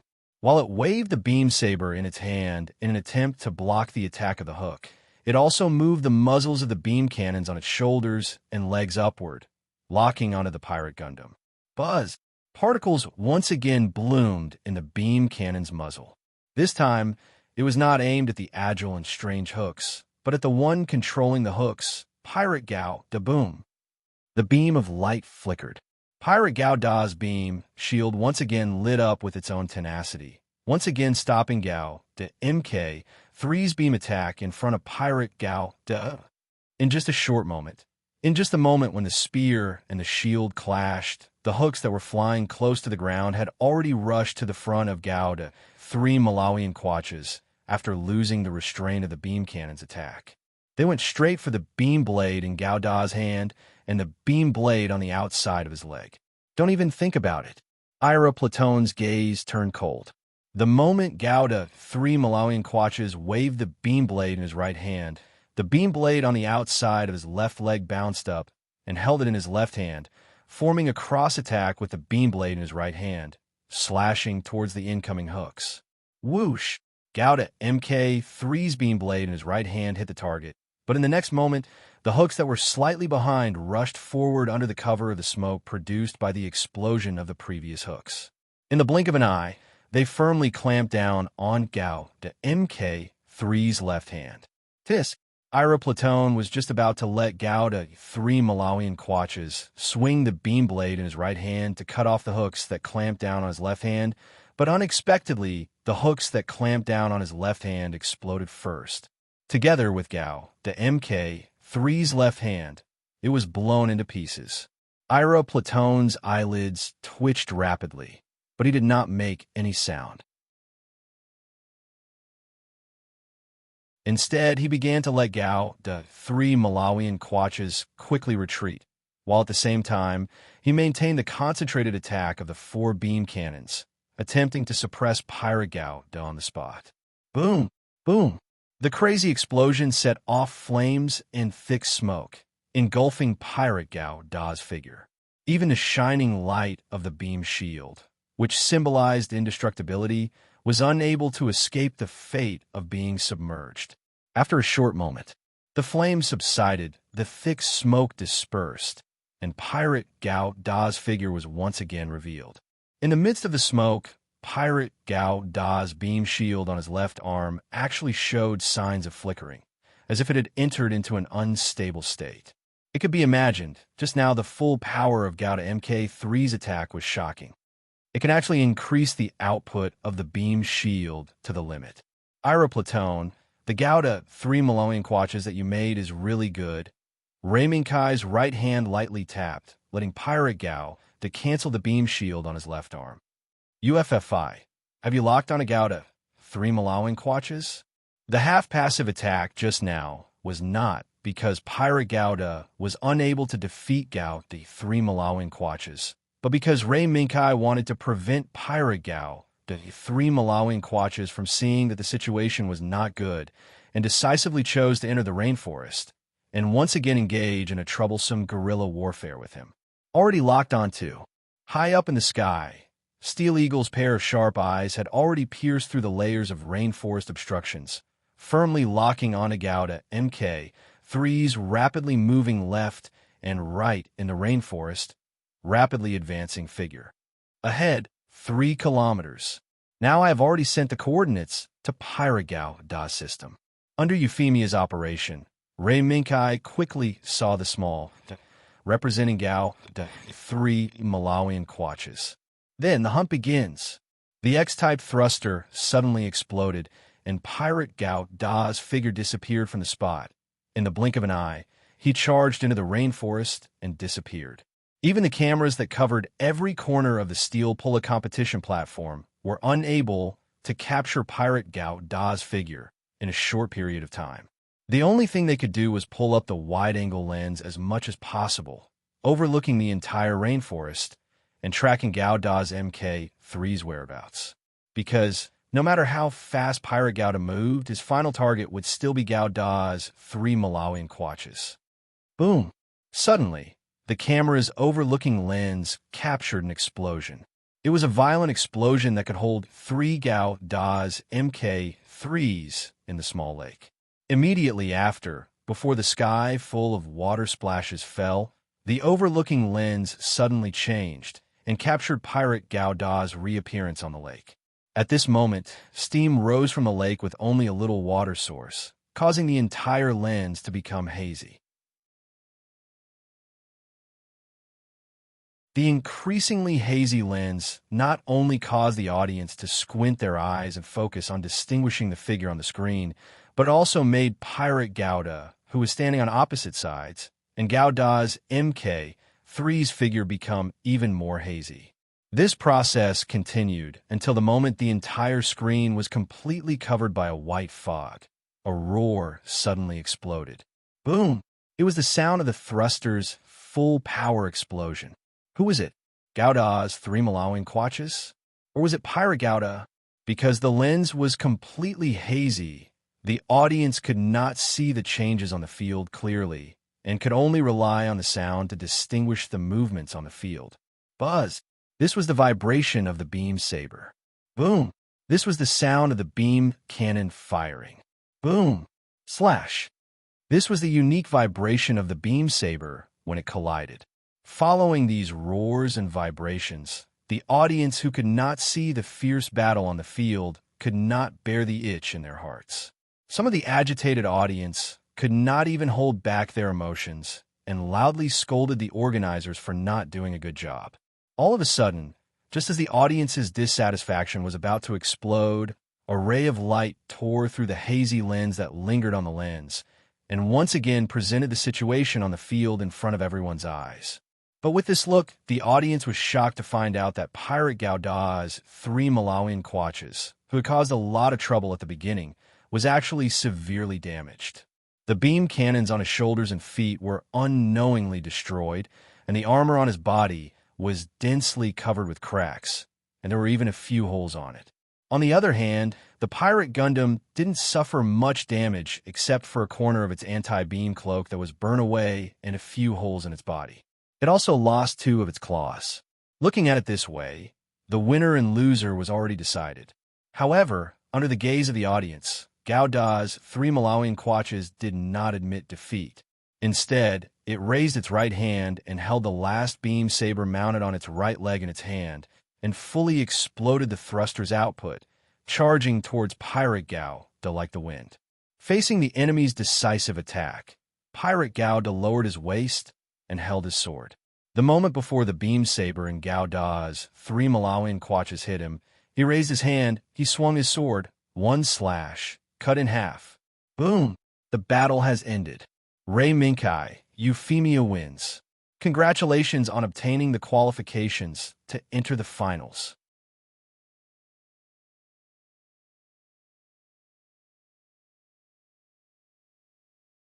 Chapter 152. Star Glory City. As the central city that connects the multidimensional worlds, this city has many ports. Every day, countless cargo ships enter and leave, selling their own goods and bringing goods from other dimensions back to the original world. But today, during this time when trade should be busy, the port leading to Xingyao City's Spaceport Number 1 and the surrounding spaceports were cordoned off. No unauthorized ships were allowed to enter this forbidden zone. Assistant Ray, everything is ready. As the automatic door opened, a young woman in an office lady's uniform, with beautiful red shoulder-length hair, a slender figure, a beautiful face, and a pair of rimless glasses, walked with light steps to the back of the blonde man who was standing in front of the floor-to-ceiling window, staring at the space outside the window, and said slowly, "Very good. How much time is left before the return of the Third Fleet?" The blonde man pondered for a moment and asked. The woman raised her hand and looked at the small watch. After silently calculating according to the time conversion rules of Star Glory City, she said the answer. The Third Fleet will leave the hyperspace channel and enter the real universe half an hour after Star Glory City time. Is that so? Half an hour left. The blonde man nodded slightly, turned around, looked at the red-haired woman, and said with a smile, "Then, it's time to welcome our hero fleet. Serena." "Yes, Assistant Ray. Half an hour is not a long time. In the universe, this half an hour was just the blink of an eye, and it had already passed. Then, hundreds of light flowers bloomed one after another in the empty space in front of Star Glory City. Ray and his beautiful secretary, who were waiting in port number 1, knew that the hero fleet they were waiting for had returned. They saw that in the flowing brilliance, in the beautiful light flowers, a light flower that was larger than any other light flower completely bloomed, and a giant space warship of 4,000 meters long appeared in the real universe. Looking from afar, everyone who was paying attention to this universe could see the symbol of thorns, roses, and swords painted on the bow of this giant space warship through optical cameras. The flagship of the Third Fleet, the Supermacross Thorns and Roses. Of course, the moment everyone recognized the identity of this huge cosmic battleship, they knew why Star Glory City suddenly announced that they were going to seal off port number 1 and its surrounding universes. It's the Third Fleet that has returned. Weren't they supposed to be stationed at the front line of the chasm battlefield? Why did you suddenly turn back? Could it be the abyss? While the discussion was going on, the person who raised the question was slapped down by the person next to him before he could finish speaking. Are you blind? Look at Thorns and Roses. Although there are many scars all over the ship, it doesn't look like it just went through a great battle. What's more, the number of battleships in the Third Fleet hasn't decreased by much. Another voice began to express his opinion. He pointed to the auxiliary ships that returned to the real universe after the battleships left the hyperspace channel one after another and continued. Even the auxiliary ships that support logistics can maintain a complete formation. Under such an orderly situation, use your brain and think about it. How could the Third Fleet, one of the pillars of the Abyss battlefield, be defeated and returned to Star Glory City? Everyone came to a sudden realization after hearing the voice's explanation. It seems that this might be a return to rest. After all, the Third Fleet has been stationed at the front line of the Abyss battlefield for nearly 10 years. At this time, in the bridge of the Third Fleet's flagship, Thorns and Roses, a young man in a red military uniform looked at Star Glory City that was getting closer and closer to them and couldn't help but let out a sigh. It's been almost 7 years. I'm finally back again. Yes, we've survived that hell. A wisp of smoke slowly rose from the seat next to him. A face with a white beard and vicissitudes of life looked up and also looked at the approaching Star Glory City in the distance. Hell? The young man smiled slightly, and then his eyes showed a strong sense of longing. But as long as I think of my wife and children who can safely stay at home, I feel that staying in that hell for 7 years is worth it. Isn't it, Commander? That's true. Now that I'm back, it's time for me to visit my little grandson. I remembered that before I left, I had promised to bring him a gift. It seems that this promise can't be broken. The old man laughed, and when he thought of his little grandson, the smile on his face became more and more benevolent. Keeping promises is a virtue. Believe me, Commander's grandson will definitely follow your example. That's natural. Then, let's go and see Assistant Reza Barrel, who has come to greet us in person. Captain E.G. Yes, Commander Hanford. Under the eyes of thousands of people, the Third Fleet slowly sailed into port number 1, which had been prepared for the return of the Third Fleet. As the return representative of the Third Fleet, Commander Hanford Hannikin and Captain E.G. also went down the boarding passage after the Third Fleet's flagship, Thorns and Rose, was completely docked at port number 1. They went all the way down the boarding passage and came to Ray and his secretary Serena, who were leading the welcoming team. Assistant Ray, long time no see. I haven't seen you for 10 years, and you're still so young and handsome. Hanford straightened his back, gave a military salute to Ray with a serious expression, and showed a smile. Long time no see. Commander Hanford. I haven't seen you for 10 years, and you're still so old and vigorous. It seems that the Third Fleet can still continue to gallop in this universe battlefield under your command. Looking at the old man with a ruddy face, Ray raised his hand to return the salute and said sincerely, Not at all. In a few years, I'm afraid my position will be given to young people. Hanford smiled, shook his head, and gave up his position. Assistant Ray, long time no see. E.G., who was standing behind Hanford, stepped forward and saluted Ray. Captain E.G., long time no see. I didn't expect it to be almost 7 years since you went to the Abyss front line. Ray returned the salute with a nostalgic look. As the man who changed the entire superdimensional stronghold's view of the steel polo world, E.G.'s every move was indeed watched by many people. Yes, 7 years. E.Z. nodded and then asked carefully, I wonder how Chung and Ling are doing right now. Hearing this, Ray smiled and nodded. Very good. Captain E.G., you have an excellent son. Now, Makoto Ito and his partner Lingshire have broken into the Steel Polo World Tournament's top 16 finals. And Mrs. E.G. has already set off for Shizuoka to cheer for Makoto Ito. When he heard that Makoto Ito had entered the top 16 finals, E.G. couldn't help but clap his hands and shouted in surprise. As expected of my son, Chung, you did a great job. Immediately after, E.Z. remembered the mission he had issued for fun. Right? Did the mission I issued before already be accepted by the reserve team members? Yes, someone has accepted it. Moreover, he also broke into the World Tournament's top 16 finals. I'm afraid that in the next tournament, he will meet Makoto Ito and have a duel. Is that so? Then, Commander, Assistant Lei, please allow me to leave first. When it came to the steel pulla battle that he hadn't touched since he went to the Abyss front line, and his son had entered the World Tournament's top 16 finals, E.G. immediately became impatient. Go! Captain E.G., from now on, it's the Third Fleet's vacation. As long as you remember the time to return to the team, I won't ask too much about other things. Hanford gave his permission reasonably. Yes, thank you very much. Commander, Assistant Lei. See you later. As soon as his voice fell, E.G. immediately turned and rushed out of Port 1. It seems that Captain E.G.'s personality hasn't changed much.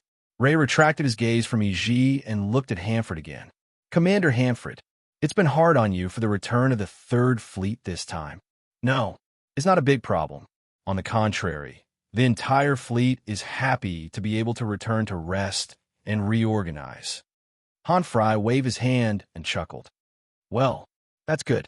Ray was silent for a moment and looked around. Secretary Serena, who was standing beside him, immediately understood and dismissed all the people around her. Commander Hanford, how's the progress of the Supernova project? When there was no one around, only Hanford and the other two were left, Ray said in a voice that only the three of them could hear. Well, according to the meaning of the pioneers, we have started to prepare. According to the current progress, I'm afraid it will take some time to advance to 1/3 of the progress of the plan. That's expected. Get ready. The return of the Third Fleet is prepared for this. Yes, everything is to resist the Abyss.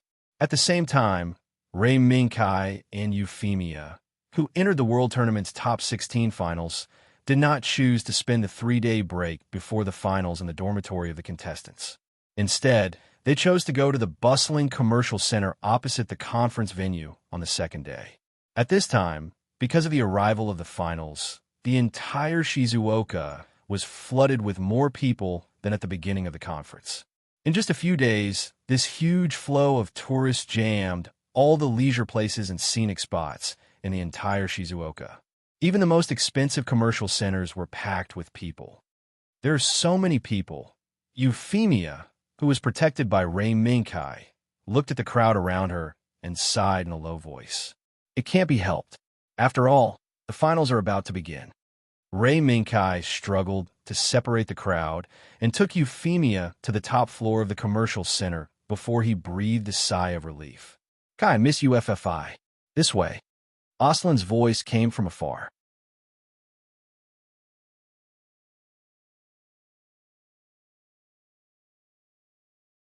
Chapter 153. On the top floor of the business center was a semi-open-air coffee shop. When Ray Minkai and Euphemia qualified for the finals yesterday, Aslan sent an invitation.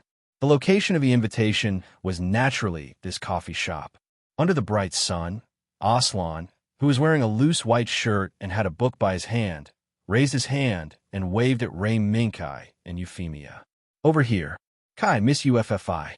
Aslan, you're not thinking of celebrating our qualification to the finals here, are you? Lei Mingkai pulled out a chair for Euphemia and asked her to sit down first. He then sat down beside Euphemia and said with a smile, "Don't worry. No, the place to celebrate is not here."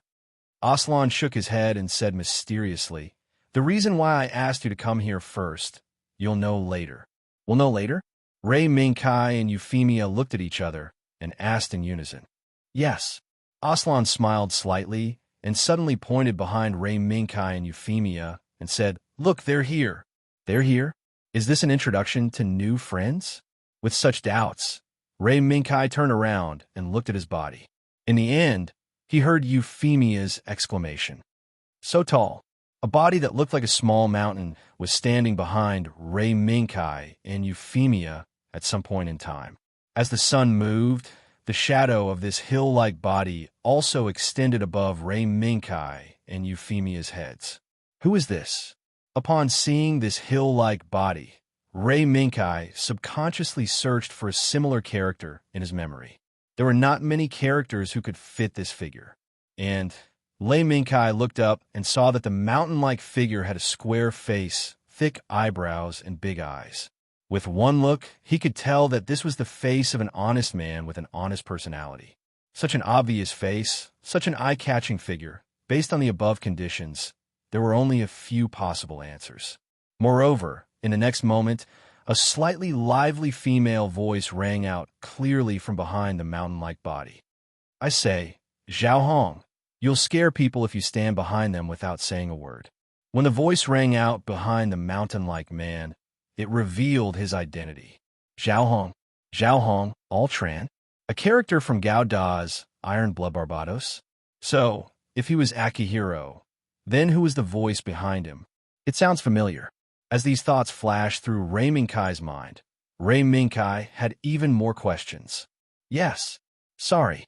At the reminder of the clear female voice, the mountain-like man nodded slowly and took a few steps to the right, coming to Aslan's side. "I'm Zhao Hong Altran. You're Aslan Sala?"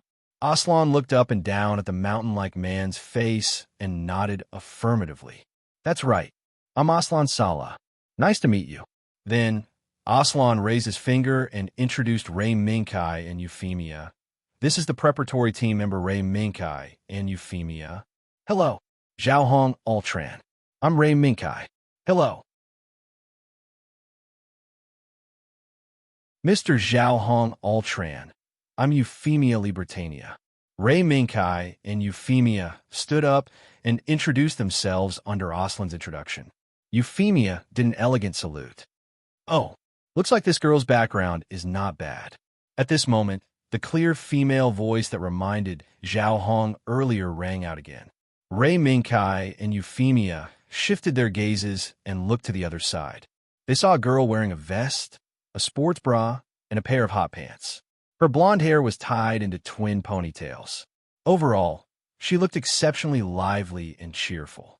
She stood beside Zhao Hong Altran and waved at Ray Mingkai and Euphemia.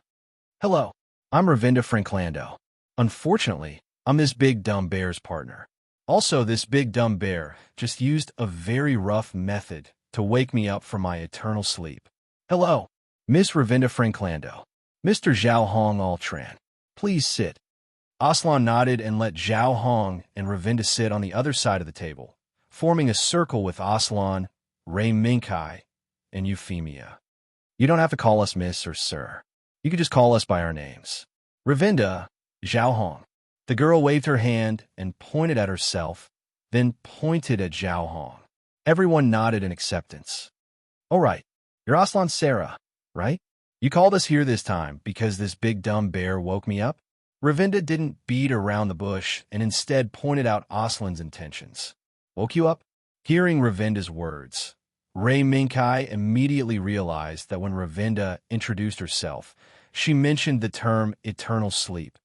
Could it be? Ray Mingkai thought of a possibility. He even linked this possibility to what had happened when he met Kira in the Empress Hotel. The truth was on the verge of being revealed. "Yes," Aslan nodded. After taking a deep breath, he looked at Zhao Hong sincerely and asked, That's indeed why I found Zhao Hong and Ravinda's contact information through some connections. After hearing Aslan's confession, Ravinda smiled slightly, and a trace of appreciation appeared in her eyes. She secretly reached out and gently pinched Zhao Hong's waist, then looked at Zhao Hong reproachfully and said, "Look, it seems that you're not the only big fool in this world. Look, there's an equally big fool sitting in front of you." Although Ravinda's words didn't have any malicious intent, Aslan understood some of the meaning. The wish he wanted to fulfill was indeed very difficult. Aslan was already prepared for this. However, from the meaning of Ravinda's words, it seemed that the difficulty was beyond his imagination. Very difficult. Under Ravinda's reproachful eyes while Aslan was waiting, Ray Minkai and Euphemia looked on. Zhao Hong's dull voice gradually sounded. 10 years. It took me 10 years to find a way to wake Ravinda up. Then, I went through several life and death situations and almost lost my life here. Not long ago, I woke Ravinda up.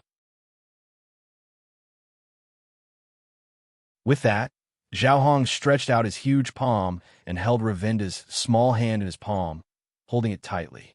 He raised his head and looked at Aslan. His sharp eyes stared into Aslan's eyes, as if they were going to penetrate the depths of his heart and pry into his true heart. Even if the next second you're going to step into hell and be consigned to eternal damnation, you'll still wake up the person you want? Aslan's eyes didn't change. He slowly and firmly said, "Yes.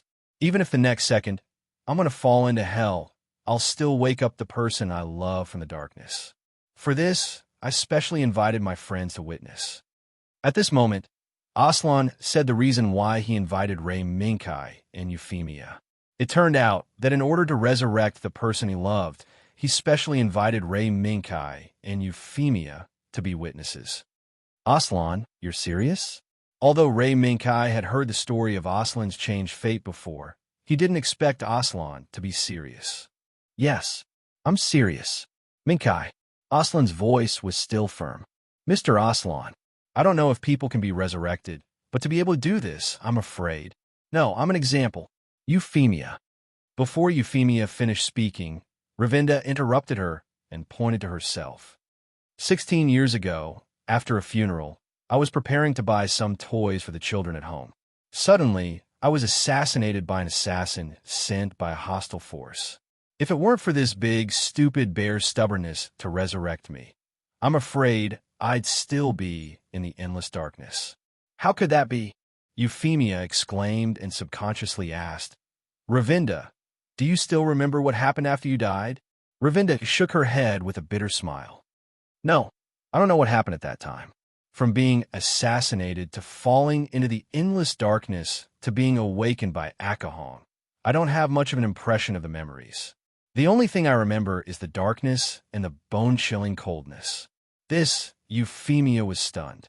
Just as she was about to continue speaking, Ray Minkai patted her little hand, indicating for her to calm down a little. "So, Akahong, you really have mastered the method to resurrect the dead?" Facing Ray Minkai's question, Akahong showed a rare hint of hesitation. "No, it's not that I have mastered it. It's just that I happened to have an opportunity and was lucky enough to awaken Ravinda. I can't explain what happened clearly. As long as Aslan makes up his mind and goes there with me, you'll know the truth." "Is that so? Then I'll go." Hearing Akahong's answer, Aslan decisively made a decision. Since the dead Ravinda is already standing in front of me, then it means that I will have the opportunity to awaken the person I love. "Are you sure?" Aslan Sarah, as long as you take the first step, it's impossible to turn back. Because as long as you hesitate for a moment, whether you're the person you want to awaken or yourself, you'll have to pay the price. Akahong's gaze gradually became serious. "Oh, wait." Just as Aslan opened his mouth to agree, Ray Minkai suddenly interrupted Aslan's words and quickly asked, "I want to know, Akahong, where is the place you're talking about?" Akahong was silent for a moment, and when he opened his mouth again, he said an answer that surprised Ray Minkai, Euphemia, and Aslan. It's more terrible than the Abyss battlefield, somewhere in the depths of the Abyss."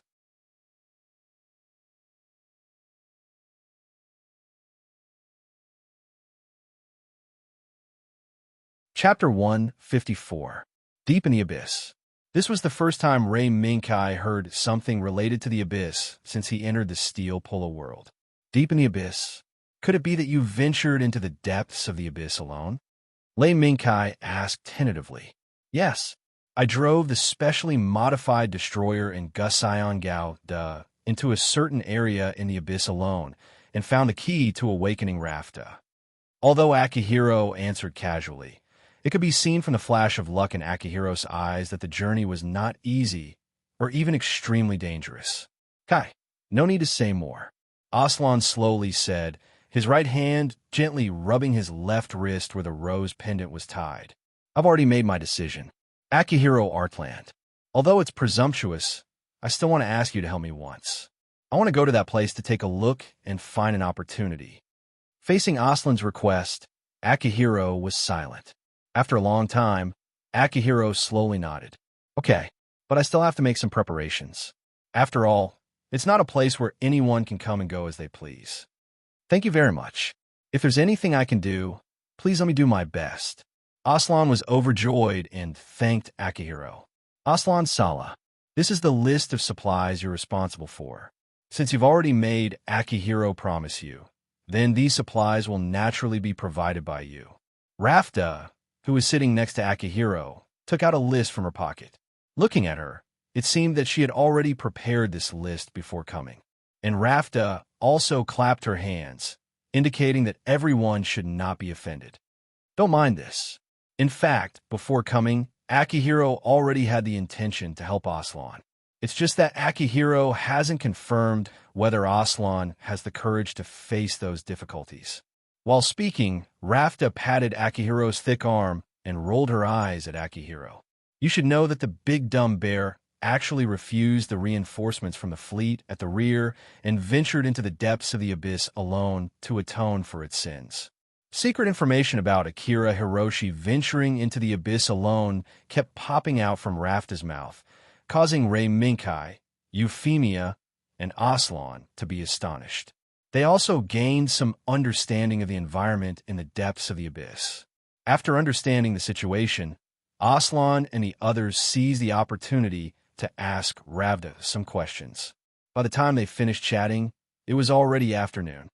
All right, let's call it a day. I still have to go to the hospital with this big, stupid bear. Hospital? Everyone exclaimed in surprise. Yeah, in this short period of time, Rafta, who had left a lively and cheerful impression on Ray Minkai and the others, revealed a trace of shyness as she subconsciously rubbed her belly. This scene made Aslan and Lei Minkai come to a sudden realization. Congratulations. Congratulations. This was Ray Minkai's congratulatory voice. Akihiro. Maybe I can go alone. This was Aslan's voice. After discovering that Rafta seemed to be pregnant, he immediately made a new decision and tried to make Akihiro give up on leading the way this time. No, this is not a problem. Aslan, you don't have to worry. In the end, Akihiro did not give Aslan any chance to go back on his words. After saying this sentence, he took Rafta and left the coffee shop. Do you regret it? Ray Minkai turned to look at Aslan and asked. Rafta's pregnancy was something they did not expect. The occurrence of this accident might affect Aslan's subsequent actions, even if Akihiro had just said that this was not a problem. But after discovering this fact, whether it was Aslan who was determined to go to the depths of the Abyss to find a way to revive his lover, or Ray Minkai and Euphemia who were watching from the side, they all subconsciously felt that this might be a wrong decision. However, now that things had come to this, Aslan, who had made a decision, could only continue. Later, after parting ways with Aslan, who was going to collect the materials on the list, Ray Minkai and Euphemia casually walked around the commercial center. Because of what happened just now, Euphemia's mood did not seem to be very good. Even when she walked to her favorite shumai, Euphemia's attention still seemed to be stuck in the scene just now. Seeing this, Ray Minkai looked around, bought a set of shumai from the shop owner, and pulled Euphemia to a corner provided for customers to rest, and pulled Euphemia to sit down. UFFI, are you very concerned about what happened just now? Yeah, a little. Euphemia rolled her eyes and said softly, "Although we are only witnesses, but under the circumstances where Rafto is pregnant, isn't it a little wrong for Akihiro to help Aslan do such a dangerous thing?" Ray Minkai showed an as expected expression. "No, UFFI. In fact, whether it was Akihiro or Rafta, they had already made a decision before they came here. Otherwise, Rafta would not have immediately taken out a detailed list of materials after Aslan repeatedly confirmed that they were going to the depths of the abyss." Ray Minkai reached out and put the set of shumai in Euphemia's hands and comforted her softly. It can be seen that Akihiro and Rafta did not give up on Aslan's request for help because of the pregnancy. On the contrary, perhaps because of some similarity between Akihiro and Aslan, Akihiro and Rafta made the decision to help Aslan. Similarity? Is it because Akihiro and Aslan both lost their lovers? Maybe. Feeling the warmth emitted by the shumai with her hands, Euphemia lowered her head slightly and asked softly, "Then if I would you do this?" Ray Minkai shook his head. Just as Euphemia was about to show a disappointed expression, he suddenly reached out and hugged Euphemia in his arms. "Before that, I will die before you. Because I am your night guardian, Euphemia Libertania, my lovely highness. Kai." Ka. As the sound of the nozzle scissors rang out, the accessories on the board fell on the table one by one. However, after cutting off all the accessories on the board, the nozzle scissors were put aside. "Sister Mimi, I want to watch the finals." "No." Mimi, who was reading with her head down, refused her sister's request without raising her head. "No, Sister Mimi, just let me watch the finals. It wasn't easy for me to go out. I don't want to miss the finals of the World Series." Little Shue rolled her eyes and went to Mimi's side. She reached out and shook Mimi's arm. "Stop. I'm not the one who grounded you. Little Snow, you should have a deep understanding of the mistakes you've made. Otherwise, even if I can get you a few chances to go out, in the end, you will still come back to this room and continue to be a little witch." Hearing Mimi's words, Little Shue pouted. Although when she was a little witch, she could see the ugly faces of those who wanted something. But no matter how interesting it was, after watching it thousands of times, she would still feel bored. "Little Snow, isn't there a live TV broadcast? But I want to watch the finals live." As she spoke, Little Snow's scarlet eyes began to fill with tears. Her current appearance was completely different from the cold and frosty appearance she presented to others when she was the little demoness. Looking at her scarlet eyes that were about to drip tears, Mimi helplessly shook her head and reached for her personal terminal. "I'll try to talk to Dad. Whether Dad lets you out or not, I can only try my best." "Yeah, thank you, Sister Mimi. Little Snow likes you the most." After some communication, Mimi helplessly rubbed both sides of her forehead. She didn't expect Dad to agree to let Little Snow watch the finals. This made Mimi, who was already prepared to be rejected and even scolded, feel unreal for a moment. After all, Little Snow had burned down Phoenix in a fit of playfulness. After the incident, she was quickly rescued and sent to the Castle Queen, Aunt May, for repair. However, this didn't mean that Little Snow's mistake would be so easily forgiven. Otherwise, this little girl wouldn't have been locked up here for so long. "How is it?" Little Snow's eyes shone with hope, afraid that in the next second, the words of rejection would come out of her sister's mouth. Dad agreed. In the end, Mimi's answer made Little Snow jump for joy. "Yay!" Mimi frowned and reached out to stop Little Snow from jumping for joy. "But Dad has a request." "What request?"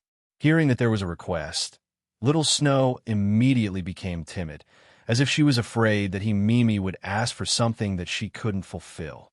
"Control your power. Don't let it affect others." Mimi stated the request with a serious face. This little girl's talent was undoubtedly outstanding, but because her power far exceeded her ability to control it, when she was young, Little Snow would often lose control of her power, resulting in accidents that would affect others. "That's it." Little Snow blinked. "That's it. If you agree, I'll take you there." "Okay. It's a promise, isn't it?" Little Snow quickly agreed and asked in return. It's a promise. In the end, Mimi helplessly slapped her forehead. It seemed that taking the time to visit her sister, who was locked up, was a wrong decision. Just like that, the two sisters discussed the matter of watching the Steel Polo World Tournament finals. Time flew, and soon it was 3 days later. The Steel Polo World Tournament finals of the top 16 had begun. You're tuning into the Warrior Lore YouTube channel. Don't forget to subscribe and join us on this journey to catch the most captivating stories.